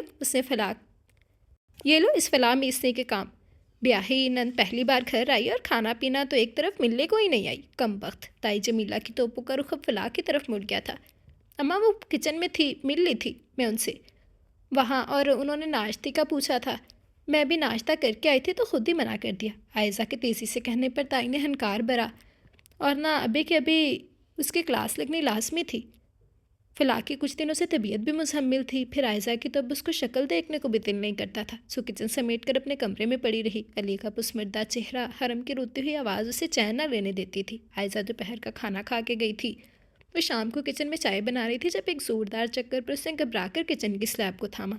عمر جو اسی وقت کسی کام سے کچن میں آیا تھا، اس کا زرد پڑتا چہرہ دیکھ کر گھبرا گیا اور اسے لے کر سیدھا ڈاکٹر کے پاس چلایا تھا، جہاں خوشخبری سنتے ہی اس کا موڈ خوشگوار ہوا، ورنہ عائزہ والے واقعے کے بعد اس کا محبت بھرا رویہ بیزاری اور نفرت میں بدل گیا تھا، اس نے فلاں کو دیکھنا، اسے بلانا تک چھوڑ دیا تھا۔ تائی جمیلہ کے ماتھے کی تیوریاں بھی کم ہوئی تھیں۔ یہ خبر سن کر اسی شام اسد چلایا تھا اور اس نے کسی کو بتائے بغیر پہلی ملاقات احمد حسن سے کی تھی اور انہیں آئمہ کی ناجائز خواہش کا بڑی بے بسی سے بتایا تھا۔ میں آپ کی بہت عزت کرتا ہوں اور آئمہ سے بہت محبت، اس سے میری محبت کو میری کمزوری سمجھ لیا، میں نے پورے خاندان سے ٹکر لے کر اپنے بہت قریبی رشتہ داروں کو ناراض کر کے آئمہ کو اپنایا، میری بہن اسی تنازع کی وجہ سے اپنی ازدواجی زندگی کو خطرے میں ڈال بیٹھی ہے اور ابھی تک میکی کی دہلیز پر بیٹھی ہے۔ ابھی یہ مسائل حل نہیں ہو پائے کہ آئمہ کی طرف سے شہر میں لگ گھر کا مطالبہ، میں سمجھ نہیں پا رہا ہوں کہ گاؤں میں اتنی بڑی حویلی سے میرے بوڑھے ماں باپ اور مظلوم بہن آخر اسے کیا کہتے ہیں۔ شادی کے بعد عورت اپنا گھر اور گھر والے کے دلوں میں جگہ بنانے کے لیے کتنی قربانیاں دیتی ہے، اور یہاں اس نے ان 4-5 ماہ میں میری والدہ اور بہن سے کبھی سیتے منہ بات ہی نہیں کی۔ آپ یقین کریں اس کے بیجا مطالبے اور میکے میں روٹ کر بیٹھ جانے سے مجھ پر میرے گھر والوں کا دباؤ بڑھ رہا ہے کہ ہم نے تمہاری بات مانی تھی اور اب تمہاری بیوی کا گھر بسانے کا ارادہ نہیں لگتا، تو مجھے ان کی خواہش مان کر اپنے سابقہ منکیتر سے شادی کر کے آئمہ کو چھوڑ دینا چاہیے۔ یقین کیجیے انکل، اگر آئمہ سے میری محبت شدید نہ ہوتی تو شاید جتنا دباؤ میرے اوپر ہے میں اب تک اپنے گھر والوں کی بات مان گیا ہوتا۔ آپ ہی اس مشکل کا حل نکالیں، آئمہ کو میرے ساتھ گھر واپس چلنے پر راضی کریں، نہیں تو میں بہت دنوں تک اپنے گھر والوں کو روک نہیں پاؤں گا، وہ بھی اس صورت میں جب میری بہن کی شادی شدہ زندگی کو خوشیاں بھی اسی قدم کے ساتھ جڑی ہیں۔ وہ تو اپنی داستان امیر حمزہ سنا کر بیٹھ گیا۔ احمد حسن الگ گمسم ہو بیٹھے، آئمہ بہت دن سے ان کے گھر میں نظر آئی تھی، پھر ان کے ذہن میں بھی نہیں آیا کہ اس کے پیچھے اتنی نامعقول وجہ ہو سکتی ہے، نہ ہی بھابھی بیگم نے بتانا گوارا کیا تھا، وہ رئیسہ بیگم کو داماد کی خاطر متارت پر لگا کر خود تائی جمیلہ کے پوشن میں آ گئے تھے۔ آئمہ اٹھو بیٹا، اپنا سامان تیار کرو، تمہارا شوہر تمہیں لینے آیا ہوا ہے اور تم اس کے ساتھ جا رہی ہو اپنے گھر۔ انہوں نے خاصے مصروف سے انداز میں اندر لیٹی ہوئی آئمہ کو حکم دیا، جو خاصی نہ سمجھی سے ان کو دیکھنے لگی، جیسے سمجھ نہ پا رہی ہو کہ وہ کیا کہہ رہے ہیں۔ کیا ہو گیا احمد حسن؟ چھری تلے دم تو لو، کہاں سے آ گیا اس کا شوہر؟ میں بات کرتے اس سے۔ تائی اپنا بھاری بھرکم جسہ سنبھالتے اٹھنے لگی تھی۔ آپ ابھی رہنے دے بھابھی بیگم، میں بھی آ کر آپ سے بات کرتا ہوں۔ آئمہ تم ابھی تک کھڑی ہو؟ بلکہ ایسا کرو ایسے ہی آ جاؤ، میں فلاں سے کہوں گی تمہارا سامان پیک کر دے گی، اسد آتا جاتا رہتا ہے، شہر کسی وقت لے جائے گا۔ انہوں نے دونوں کو کچھ کہنے کا موقع دیے بغیر آئمہ کا ہاتھ پکڑا اور اپنے پورشن کی طرف لے گئے تھے۔ اچھی بیٹیوں کا یہ وتیرہ نہیں ہوتا جیسا تمہارا ہے، مگر شاید تمہارا قصور نہیں ہے، تمہاری تربیت ہی ایسی ہوئی ہوگی، ورنہ اپنی ماں کی پوری زندگی پر نظر ڈالو تو پتہ چلے کہ عورت گھر گرہستی کو کیسے گزارتی اور سنبھالتی ہے۔ پھر فلاں کو دیکھو، تمہاری تائی جمیلہ بیگم کے مزاج کے ساتھ گزارا کرنا کوئی آسان بات نہیں، فلاں کی تربیت جیسی رئیسہ نے کیا، مجھے فخر ہے اس پر۔ بیٹیوں کو گھر بنانے کے لیے بہت کچھ برداشت کرنا پڑتا ہے، تم تو خوش قسمت ہو، تمہارا شوہر تمہارا قدردان ہے۔ तुम्हारी हैसियत मुस्तहक्कम है, अपने घर को देखो बच्चे। इज़्ज़त और मोहब्बत दो चीज़ें ऐसी हैं जिनको जितना ज़्यादा दोगे तुम्हें वो दुगनी चुगनी होकर मिलेंगी। बस इससे ज़्यादा मैं कुछ नहीं कहता कि आइंदा जब भी इस घर में आओ अपने खावंद और अपने घर वालों की रज़ा से खुश खुश आना। माँ बाप का मान बनकर रहना, उनकी तरबियत पर कभी सर्फ ना आने देना। जाओ खुश रहो बेटा। अब्बा उसे लेकर सीधा अपने कमरे में लाया और ये सब कुछ आयमा को कहा। कुछ बातें उसकी समझ में आईं, कुछ सर से गुजर गईं। बहरहाल वो कुछ बोली नहीं थी क्योंकि असद की तवील बेखबरी उसे भी वसवसों में मुब्तला रखे हुए थी। अब्बा के साथ जिस पल वो ड्राइंग रूम में आई, असद रईसा और आयजा से बड़े खुशगवार मूड में बातें कर रहा था। उसे आते देखकर खुशी से खिल गया और थोड़ी देर में वो रुखसत लेकर चले गए। आयमा की ताई जमीला से अगले दिन फ़ोन पर ही बात हुई थी। खूब माँ से मोहब्बत निभाई तुमने, बोले बगैर ही चल दी उस बेमहर के साथ। अरे अम्मा वो तो शुक्र हुआ मैं आ गई हूँ, वरना यकीन करें यहाँ तो असद की दूसरी शादी के सारे इंतजामात मुकम्मल थे। मेरी ज़िद का फ़ायदा उठाते हुए इन सब ने असद की शादी का पूरा प्रोग्राम बना रखा था। अब तो चचा के लिए दुआएं निकल रही हैं, वरना मैंने अपनी ज़िद पर अड़े रहना था। यहाँ मेरी जगह किसी और ने ले लेनी थी। वैसे भी अम्मा अब सोचा है तो पता चला कि अकड़ती तो शुरू से ही मैं आ रही हूँ, वरना सब तो मोहब्बत और इज्जत ही देते थे मुझे। अरे बस करो बीबी, खुद ही फैसले करके फ़िक्र हो जाती हो। मैंने कब तुम्हें कहा था सब कुछ छोड़ छाड़ कर बैठ जाओ। खुश रहो, हम तो बस यही चाहते हैं जहाँ भी रहो। ताई जमीला ने उसका खुद मलामती का प्रोग्राम काटते हुए एकदम कहा और बदमज़ा होकर फ़ोन रख दिया। वो जो अहमद हसन को उनके अचानक फैसले पर भेबा सुनाने का सोचे बैठी थी, आयमा का बयान बदलते ही झाग की तरह बैठ गई। चची आप मुझे वो सब कुछ बनाना सिखा देंगी ना जो अली को पसंद है। उसके झिझक कर कहने पर रईसा बेगम को करंट सा लगा था। अब वो उनके साथ रह रही थी तो उसकी मोहब्बत सी आदातों ख्याल तो उसकी बहुत सी आदातों ख्यालात उन पर आश्कार हो रही थी। वो फितरतन बुरी नहीं थी, लेकिन तरबियत की कमी ने उसकी शख्सियत में कई झोल पैदा कर दिए थे। उनको काम में लगे देखकर वो खुद ब खुद उनकी मदद करने लगती थी। रईसा बेगम बेख्तियार मुस्कुरा दी थी।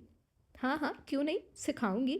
याद आया कितने दिन से उस नालायक ने चक्कर ही नहीं लगाया। आज फ़ोन मिला देना, खबर लूँगी उसकी। बेटे के जिक्र ने उनके चेहरे पर ममता की खूबसूरत रोशनी फैला दी थी। उस सितमगर के जिक्र पर आयजा की धड़कनें भी तेज़ हो गई थी।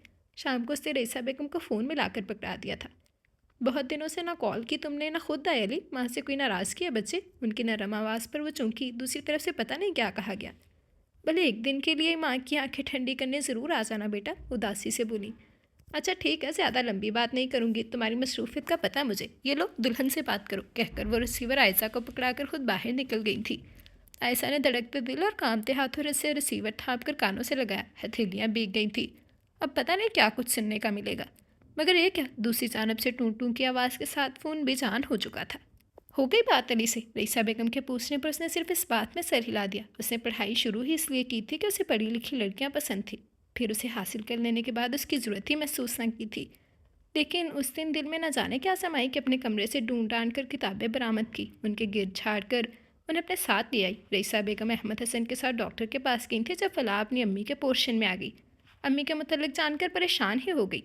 क्या हुआ, ज़्यादा तबीयत ख़राब थी तो मुझे बुला लेती, मैं आ जाती, उनके साथ चली जाती। उसकी परेशानी दीदनी थी। नहीं तो भाभी बस 2-3 दिन से सर दर्द कर रहा था। चचा का पता चला तो वही साथ ले गए ज़बरदस्ती। वो तो जा भी नहीं रही थी। फलाह ने उसकी बात का कोई जवाब नहीं दिया। वैसे भी अहमद हसन के रवैये में रईसा बेगम के लिए बहुत बड़ी तब्दीली आई थी। हमेशा के बेपरवाह अहमद हसन का ये केयरिंग अंदाज रईसा बेगम के लिए दिलो सुकून का बायस बना था।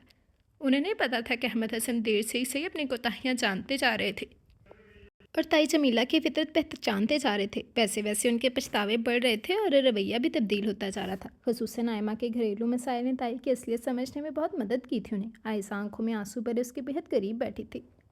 मुझे माफ़ कर दें, मैंने बहुत बुरा किया, बहुत ही गलत। अपनी गलती का एहसास मुझे चैन नहीं लेने देता। आप लोग इतने अच्छे ना होते तो शायद मेरा ये एहसास भी इतना शदीद ना होता। लेकिन आप चच्ची सब कुछ जानकर भी अनजान बन गए। ना कोई सरसनेश, ना लानत मलामत।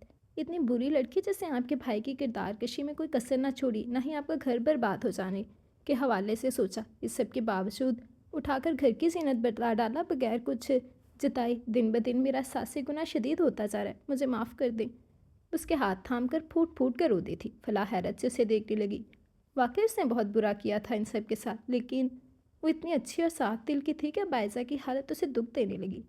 मुझे तुमसे कोई गिला नहीं आयशा, इस सवरे में सबसे ज़्यादा नुकसान मेरे भाई का हुआ है। उसे मनाओ, उससे माफ़ी मांगो। मुझे पहले पहल तुम पर शदीद गुस्सा था जब तक उमर का रवैया मुझसे तुम्हारी वजह से ख़राब रहा।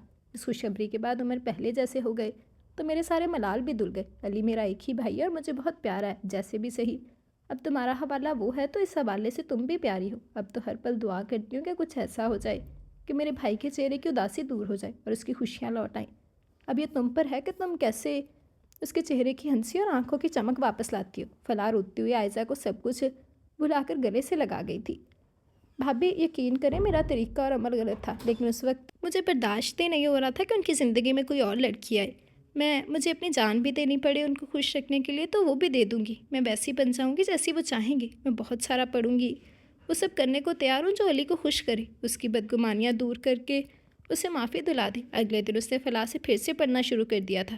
اس کے بعد بہت دن بعد جب علی آتا اسے بری طرح نظر انداز کرتا، اپنے ہر کام کے لیے امی کو کہتا، اسے بلانا دیکھنا گوارا نہیں تھا۔ اسے عائزہ کا پچھتاوا شدید ہونے لگا تھا۔ جس دن علی آیا اس دن ماموں سلیم حرم کی بات طے ہونے کی مٹھائی اور اگلے ماہ شادی کی خبر لے کر آ چکے تھے۔ علی بھی اس وقت امی بابا کے ساتھ وہیں موجود تھا۔ عائزہ جس کی نگاہیں اسے دیکھ دیکھ کر سیر نہیں ہو رہی تھی، اس خبر پر چور نگاہوں سے اس کا جائزہ لیا۔ اس کے چہرے کا وہی ایک تاثر تھا، سنجیدہ۔ صبح بھی وہ آیا تھا، ان سب کو مشترکہ سلام کرتے رئیسہ بیگم کے گلے لگ گیا تھا۔ ابا نہیں تھے اس وقت، فلاح بھی آ گئی تھی، کافی دیر بیٹھی رہی تھی۔ اس دوران اس نے نوٹ کیا کہ علی عائزہ کو بری طرح سے نظر انداز کر رہا تھا، لیکن وہ اس معاملے میں بے بس تھی۔ اب جو کچھ کرنا تھا عائزہ کو خود کرنا تھا۔ ماموں کے جانے کے بعد وہ اپنے کمرے میں چلا گیا تھا۔ عائزہ کو اس کی پچھلی بار کہی باتیں یاد تھیں، سو بہت ڈرتے ہوئے کمرے میں داخل ہوئی تھی۔ بیک گراؤنڈ سے ٹیک لگائے وہ نیم دراز کسی بہت گہری سوچ میں تھا۔ وہ کچھ دیر کھڑی انگلیاں مروڑتی رہی۔ وہ اس کی آمد محسوس کر چکا تھا، لیکن ہنوز اسی طرح بیٹھا رہا۔ پتہ نہیں کیوں کچھ دنوں سے عائزہ سے شدید نفرت کے اس کے دعوے درے کے دھرے رہ گئے تھے، اور وہ دل کی اس بے ایمانی پر حیران اور پریشان تھا۔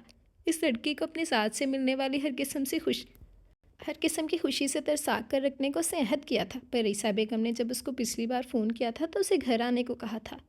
میرا دل نہیں چاہتا امی وہاں آنے کو، یہاں مجھے اس لڑکی کو دیکھ کر اپنی ذلت از سر نو محسوس ہوتی ہے، اس نے تھکے تھکے لہجے میں کہا تھا۔ میں جانتی ہوں بچے، پر ایک چیز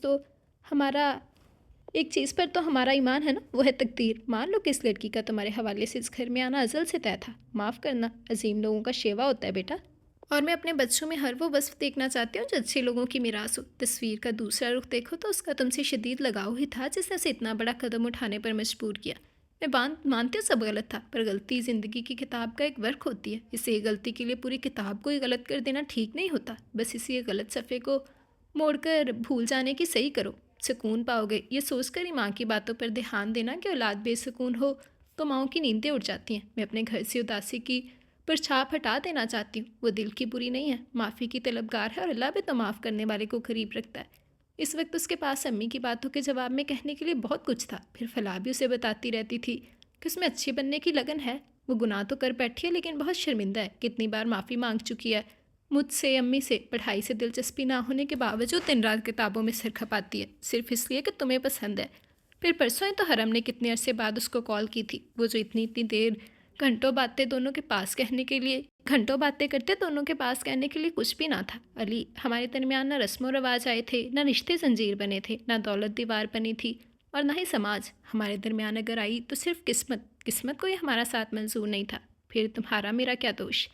اتنے دن میں نے خود کو یہی سمجھانے میں گزار دیے، اب جب سمجھ گئی ہوں کہ تقدیر کے ہاتھوں انسان بے بس ہے تو پھر کسی پر عذر کیسا؟ میرا رشتہ طے ہو گیا ہے میرے ماموں ذات سے۔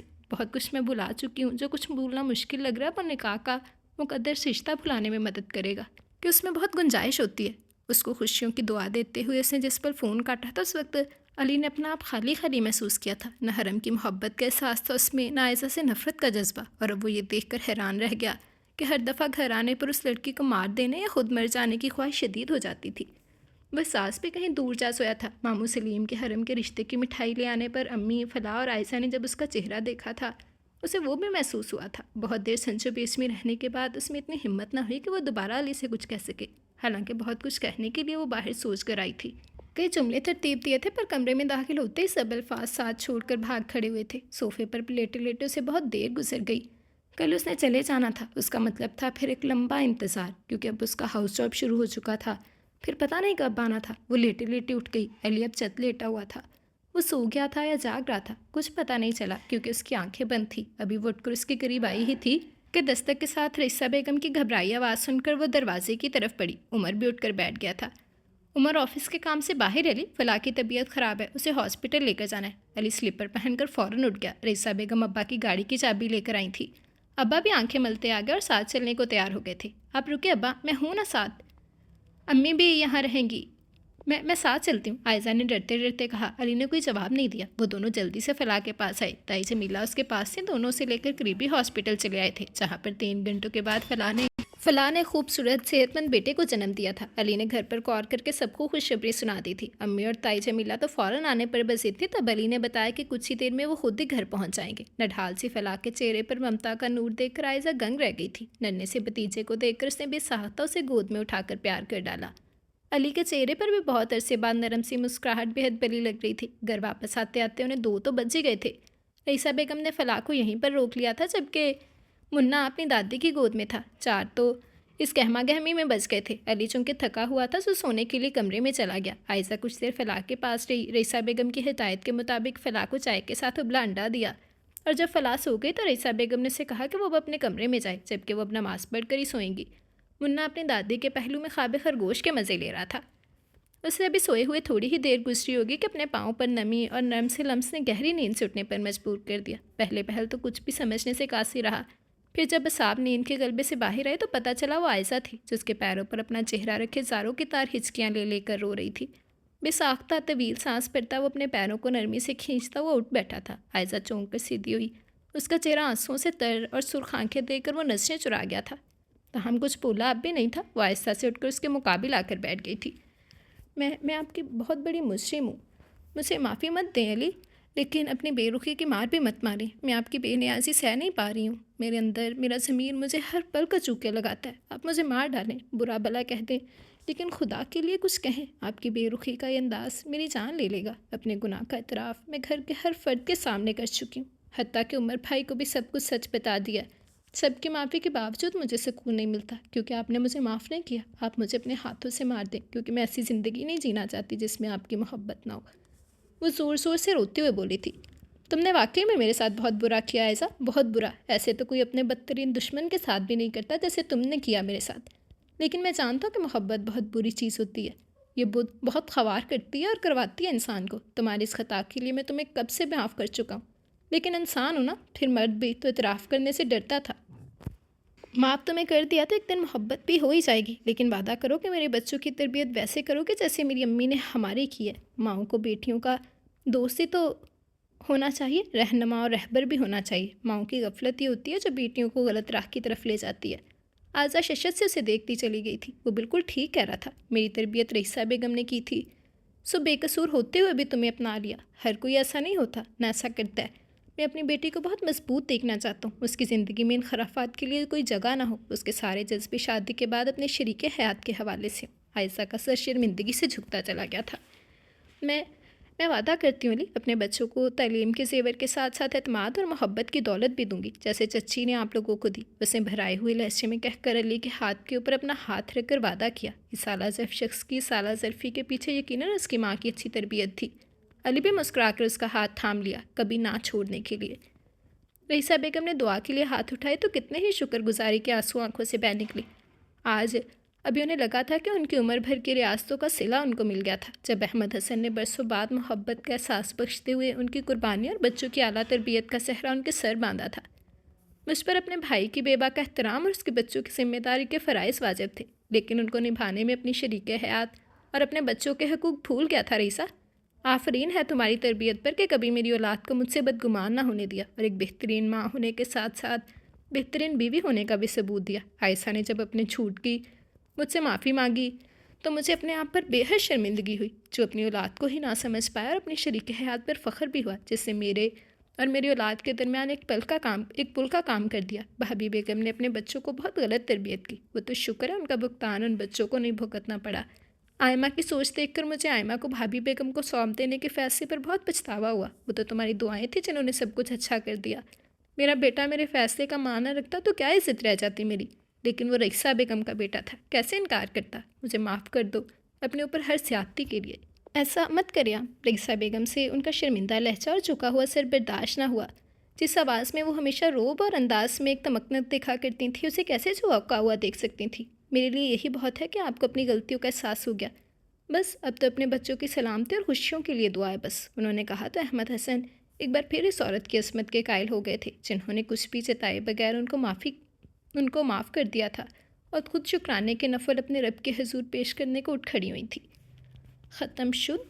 जी, तो ये था हमारा आज का नावल। उम्मीद करती हूँ कि आप लोगों को पसंद आया होगा। आप सबकी राय का, आप सबके कमेंट्स का बेसब्री से इंतज़ार रहेगा। इसके अलावा जिसे अभी तक चैनल सब्सक्राइब नहीं किया, जल्दी से चैनल सब्सक्राइब कर ले, बेल आइकन दबा दे ताकि हर आने वाली नई वीडियो आपको मिलती रहे। लाइक, कमेंट और शेयर करना मत भूलें, ठीक है जी। तो अच्छा रिस्पांस दीजिएगा, मुझे ज़रूर बताइएगा कि आज की स्टोरी आपको कैसी लगी, कौन सा करैक्टर अच्छा लगा, कौन सा बुरा लगा। आप सबकी राय का, आप सबके कमेंट्स का मैं बेसब्री से इंतज़ार करूँगी, ठीक है जी। तो नावल का नाम था ज़िंदगी तेरे दम से है, बाय उम्मे ईमान कासी। उम्मीद करती हूँ कि कहानी आप लोगों को पसंद आई होगी। अच्छा रिस्पांस दीजिएगा और मुझे ज़रूर बताइएगा कि स्टोरी कैसी लगी। तो चले हम लोग एक दफ़ा अपना कमेंट सेक्शन देखते हैं, फिर अपनी वीडियो एंड करेंगे। जी, तो चले हम कमेंट सेक्शन देखते हैं। सबसे पहले फ़रा तारिक कह रही हैं outstanding, thank you very much फ़रा Tariq. Urdu story Laiba, अस्सलाम वालेकुम आपी जी। वालेकुम अस्सलाम आपी जी। मैं आपका नावल इश्क़ यारम अपने यूट्यूब चैनल पर अपलोड कर सकती हूँ? Please give me permission. तो डियर, ये मेरा नावल नहीं है, ये मेरी दोस्त से रीच शाह का नावल है। इसके लिए आप उससे रब्ता करें। अगर वो आपको परमिशन देती है तो आप पढ़ लें, अगर नहीं देती तो फिर आप वो नहीं पढ़ सकते उसकी परमिशन के बगैर, ठीक है। देन मंसूर अहमद कह रहे हैं nice novel, thank you very much Mansoor Ahmad. Zainab Saeed कह रही है nice, thank you very much Zainab. Nazim नईमा नईम रज़ा ख़ान कह रहे हैं ये नावल रिपीटेड है, पहले भी अपलोड किया है। कौन से वाला भाई? आपकी हिम्मत कैसे हुई? कौन सा नावल है? I don't know. वैसे अगर ऐसा हुआ तो नहीं होगा। अच्छा, ये नावल मेरी तन्हाई मेरी जान पे बनी है साइयाँ, बिल्कुल ये रिपीटेड है। और रिपीटेड ऐसे कि पहले एपिसोड वाइज नावल अपलोड किया था, तो अब सिंगल वीडियो अपलोड किया। जैसे कि मैं आपको बता चुकी हूँ कि जो एपिसोड वाइज नावल होगा वो एक सिंगल वीडियो में भी अपलोड होगा, बिकॉज़ बहुत से लोगों को इशू हो जाता है जिन्हें एपिसोड के पार्ट्स नहीं मिलते, तो ये उनकी आसानी के लिए मैं अपलोड करती हूँ, ठीक है जी। देन मलिहा कह रही हैं बहुत मज़े का नावल है, पहले पढ़ा हुआ है। Thank you very much Maliha, आपको अच्छा लगा, मुझे खुशी हुई। आगे भी आपकी राय का इंतज़ार रहेगा। देन जैन अली मलिक कह रहे हैं ज़बरदस्त, thank you very much. Aesthetic girl कह रही हैं बहुत ही मज़े का नावल था, I really like it, thank you very much. Be your self कह रहे हैं हुरैन के साथ इतना सब हुआ, उसने घर आकर अपने बाप से ये भी नहीं पूछा कि आपने ऐसा क्या किया था जिसकी सज़ा मुझे दे रहे हैं। ये बात हज़म नहीं हो रही, कुछ नावल लेंथी किया है आपने। मैंने नहीं, राइटर ने किया। और मेरा ख़्याल है कि ये चीज़ आगे जाके क्लियर होती है, आई थिंक सो। काफ़ी अर्सा हो गया मुझे ये नावल पढ़े हुए, तो आप एक दफ़ा चेक करें, आई थिंक सो कि क्लियर होती है। अगर नहीं होती तो आपका पॉइंट नोटेबल है, बिल्कुल आप सही कह रही हैं, क्लियर करना चाहिए था। देन समीना अदनान कह रही हैं very nice, thank you very much Samina. Tasmeen कह रही हैं nice novel sis, thank you very much. Then Saeeda Tahira कह रही हैं बहुत अच्छा नावल है, thank you very much. तमकिन Fatima कह रही हैं nice novel, thank you very much. Aftab Ali कह रहे हैं सुन रखा है, न्यू नावल अपलोड करें, आज का न्यू ही अपलोड किया है, मुझे ज़रूर बताइएगा कैसा लगा। वसीम ख़ान कह रहे हैं अस्सलाम वालेकुम। वालेकुम अस्सलाम, मैं पुणे से हूँ, फर्स्ट कमेंट कर रही हूँ, प्लीज़ रिप्लाई देना। माशाल्लाह नावल बहुत ज़बरदस्त था, मोस्ट वेलकम वसीम ख़ान। कैसा लगा आपको चैनल और कैसे लगे novels? Thank you very much. आपको ये वाला नावल पसंद आया? आगे भी आपकी राय का इंतज़ार रहेगा और उम्मीद करती हूँ कि आपको मेरी कलेक्शन पसंद आई होगी। मुझे आगे भी अपनी राय का इजहार ज़रूर कीजिएगा। देन हाशिर राजा कह रहे हैं I read full novel, very nice, thank you very much. Be your self कह रहे हैं दुनिया के ऐसे मर्द जिसका इश्क एक ही हो वो नावल में ही मिलते हैं। आप सही कह रही हैं, वैसे आपकी बात से मैं एग्री करती हूँ। आटे में ये क्या कहते हैं, दाल में नमक बराबर या आटे में नमक बराबर, मुझे कहावतें भी नहीं आती, लेकिन ऐसा कुछ बोलते हैं कि मर्द होते हैं बस कुछ जो जिनका इश्क एक ही होता है। औसिया ख़ान कह रही है nice, thank you very much Osian Khan. Alizeh Khan कह रही हैं अस्सलाम वालेकुम। वालेकुम अस्सलाम अलीज़े, कैसी हैं आप? देन नोशी कह रही हैं बहुत मज़े का नावल था, मज़ा आ गया पढ़ के, थैंक यू वेरी मच। आपको अच्छा लगा, मुझे खुशी हुई। आगे भी आपकी राय का इंतज़ार रहेगा। समीना अदनान ने लाइक किया, thank you very much Samina. Again ने लाइक किया, thank you very much. Aesthetic girl कह रही है नावल बहुत अच्छा था, पहले सुना हुआ था, लेकिन आपकी वॉइस और स्टाइल ही बहुत मज़े का होता है कि पहले सुना हुआ नावल भी दोबारा सुन लेते हैं। आपका प्यार है aesthetic girl, thank you very much. आपको अच्छा लगा, मुझे खुशी हुई। आगे भी आपकी राय का इंतज़ार रहेगा, मुझे ज़रूर बताइएगा कि आपको नावल कैसा लगा है, ठीक है। देन सब पाक कह रहे हैं लास्ट एपी में राइटर ने बॉलीवुड मूवी वांटेड का टुकड़ा लगा दिया अंडर कवर एजेंट बना के। चलो अंडर कवर एजेंट तो बन गया ना, गुंडे से सीधा हीरो बन गया, तो अच्छी बात है, मुझे तो अच्छा लगा ये नावल, मेरा फेवरेट है वैसे। Thank you very much. Then सीमा सुल्ताना कह रही हैं अस्सलाम वालेकुम। वालेकुम अस्सलाम। कैसी हैं आप? अल्हम्दुलिल्लाह मैं बिल्कुल ठीक हूँ। सीमा आप कैसी हैं? स्टोरी डिफरेंट, हीरो की है, इसको कम दिखाया, पर वो काम तो बड़े आदमी जैसे कर रहा था। वही ना शो कर रहा था कि मुझे छोटा समझने की गलती ना करना, मैं बड़ा ही हूँ तुमसे। हमारे एग्ज़ाम ख़त्म हो गए, चलो भाई जान छुट्टी, मज़े करो अब। और हम आपके पास वापस आ गए। मोस्ट वेलकम भाई, अब जाना नहीं है कहीं भी। मैंने आप लोग को बहुत मिस किया। मुझे एपिसोड वाले नावल का वेट है जी। इंशाल्लाह एपिसोड वाला नावल 10 एपिसोड से स्टार्ट होगा। वैसे मैं सोच रही थी कि 1-2 दिन में स्टार्ट कर दूँ, मतलब हो सकता है 9 को भी स्टार्ट हो जाए, तो देखती हूँ इस हिसाब से ना। थैंक यू वेरी मच सीमा, आपका कमेंट एज़ यूजुअल बहुत मज़े का था। सहर कह रही हैं अस्सलाम वालेकुम, कैसी हैं? वालेकुम अस्सलाम, अल्हम्दुलिल्लाह सहर मैं बिल्कुल ठीक हूँ, आप कैसी हैं? बहुत ज़बरदस्त नावल था, आपकी वॉइस बहुत बहुत अच्छी है। थैंक यू वेरी मच सहर।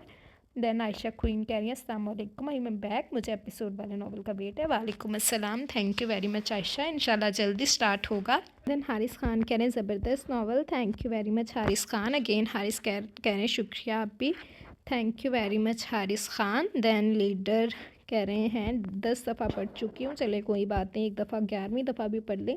हारिस खान ने लाइक किया है, थैंक यू वेरी मच। शायद समकम कह रहे हैं पढ़ी हुई है, nice novel, thank you very much. Please upload कर दो। अपलोड हो चुका है, आप पढ़ें सुने जाके, उम्मीद करती हूँ कि आपको अच्छा लगेगा। सना Qureshi, I am so excited, please कब आएगा? ये अपलोड हो चुका है 2 दिन पहले, मुझे ज़रूर बताइएगा आपको कैसा लगा। एस्थेटिक गर्ल कह रही हैं बहुत अच्छा नावल है, thank you very much aesthetic girl. Ayesha आप भी कह रही हैं nice novel, thank you Ayesha. नोशी कह रही हैं बहुत अच्छा नावल है, thank you very much नोशी। Again कह रही हैं बहुत अच्छा नावल था, मज़ा आ गया, थैंक यू वेरी मच, आपको अच्छा लगा, मुझे खुशी हुई। आगे भी आपकी राय का इंतज़ार रहेगा। हारिस खान कह रहे हैं नाइस आप भी, thank you very much Haris Khan. Soul development कह रहे हैं beautiful, good good good, best best best, thank you very much soul development. Gausiya Khan ने लाइक किया है, थैंक यू गौसिया। शहजाद खान कह रहे हैं I am first, thank you very much. बस आगे बकवास स्टोरी कुछ ख़ास नहीं, सारे रॉन्ग कमेंट्स जो कि मेरे मतलब के नहीं हैं। वैसे मतलब के मेरे होते हैं कमेंट्स, वो होते हैं जिन्हें पसंद ना करने की कोई ठोस वजह दी गई हो कि हमें हमें ये नावल इस वजह से पसंद नहीं आया, उस चीज़ को मैं एक्सेप्ट करती हूँ। लेकिन एक अच्छी स्टोरी को जब आप कहते हैं बकवास, टाइम वेस्ट, फ़लाँ फ़लाँ फ़लाँ, तो फिर मैं उन्हें इग्नोर कर देती हूँ कि नहीं भाई इस तरह के कमेंट्स मेरे लिए बिल्कुल नहीं बने हुए, ठीक है। तो उम्मीद करती हूँ कि आप लोगों को हमारी आज का नावल अच्छा लगा होगा। आप सबकी राय का, आप सबके कमेंट्स का मैं बेसब्री से इंतज़ार करूँगी, ठीक है जी। तो आप लोगों ने अच्छा अच्छा रिस्पॉन्स देना है और मुझे ज़रूर बताना है कि आपको आज का नावल कैसा लगा। तो आप सबकी राय का, आप सबके कमेंट्स का मैं बेसब्री से इंतज़ार करूँगी। अच्छा अच्छा रिस्पॉन्स दीजिएगा। इसके अलावा जैसे अभी तक चैनल सब्सक्राइब नहीं किया, जल्दी से चैनल सब्सक्राइब कर लें, बेल आइकन दबा दें ताकि हर आने वाली नई वीडियो आपको मिलती रहे। लाइक कमेंट और शेयर करना मत भूलें, ठीक है जी। तो आप सबकी राय का, आप सबके कमेंट्स का मैं बेसब्री से इंतज़ार करूँगी। अब आते हैं मेन बात की तरफ, तो जो है एपिसोड वाइज नावल, ठीक है जी। उसके बारे में थोड़ी सी मुझे बात ये करनी है कि 2 नॉवेल्स हैं जो कि मेरी लिस्ट में हैं, वो उनका मैं थोड़ा सा आप लोगों को शेयर करती हूँ आप लोगों से कि वो किस बेस पे हैं। तो आप लोग मुझे बताइएगा कि आप लोग इन दोनों नॉवेल्स में से कौन सा नॉवल सुनना चाहते हैं। तो जी एक नावल जो है वो है चाइल्डहुड निकाह बेस्ड नावल है। हीरो जो है वो हीरोइन को ज़्यादा पसंद नहीं करता होता। अब उनकी स्टोरी आगे कैसे बढ़ेगी, हीरो जो है वो होता है अमेरिका में, आई थिंक सो रहता है, मुझे सही तरह याद नहीं, मतलब हम पाकिस्तान से बाहर होता है किसी फॉरेन कंट्री में। तो हीरोइन उसके पास फिर जाती है, वहाँ पर उनकी स्टोरी चलती है और एक कपल उसमें और है जो कि बहुत अचानक बनता है। तो वो अगर हम उस नावल को रीड करेंगे तो तब भी आपको पता चलेगा। तो जो हीरो होता है आई थिंक सो सिंगर नहीं, एक्टर होता है, एक्टर बिल्कुल एक्टर होता है और पोजेसिव भी होता है और बहुत ही मज़े का नावल है, बहुत कमाल की story, after marriage based story है, इनोसेंट सी हीरोइन है और रोमांटिक प्लस रूड स्टार्टिंग में, उसके बाद रोमांटिक प्लस हीरो है। तो बहुत मज़े का नावल है। और एक और कपल है वो आपको बाद में पता चलेगा जब हम वो नावल रीड करेंगे। करने हमने दोनों हैं लेकिन प्रायोरिटी हमने किसे देनी है ये मैंने आप पे छोड़ दिया। जो दूसरा नावल है वो है जी 2 कपल्स की स्टोरी है उसमें। उसमें जो हीरो है एक तो पोजेसिव वाला है और उसकी जो लैंग्वेज है ना वो बहुत प्यारी है, मतलब उर्दू नहीं है उसका लहजा बहुत प्यारा है। मुझे खुद नहीं पता कि वो लहजा है कौन सा, लेकिन वो बहुत प्यारा है। वो फेडरल सिस्टम बेस्ड है, हवेली बेस्ड है, फोर्स्ड मैरिज बेस्ड है आई थिंक सो। اور روڈ ظالم ہیرو ہے، اور دوسری طرف پوزیسیو ہیرو ہے، 2 کپلز ہیں، رومانٹک ہیرو ہے، بہت ہی مزے کا ہے وہ ناول بھی۔ تو آپ لوگوں نے مجھے بتانا ہے کہ آپ ان دونوں میں سے پہلے کون سا سننا چاہتے ہیں، آپ سب کی رائے کا، آپ سب کے کمنٹس کا انتظار رہے گا، اور مجھے یہ بھی بتائیے گا۔ تو ہم انشاءاللہ حاضر ہوں گے کل نئے ناول کے ساتھ، نئے کرداروں کے ساتھ۔ تب تک کے لیے مجھے اجازت دیں، دعاؤں میں یاد رکھیے گا۔ اللہ حافظ۔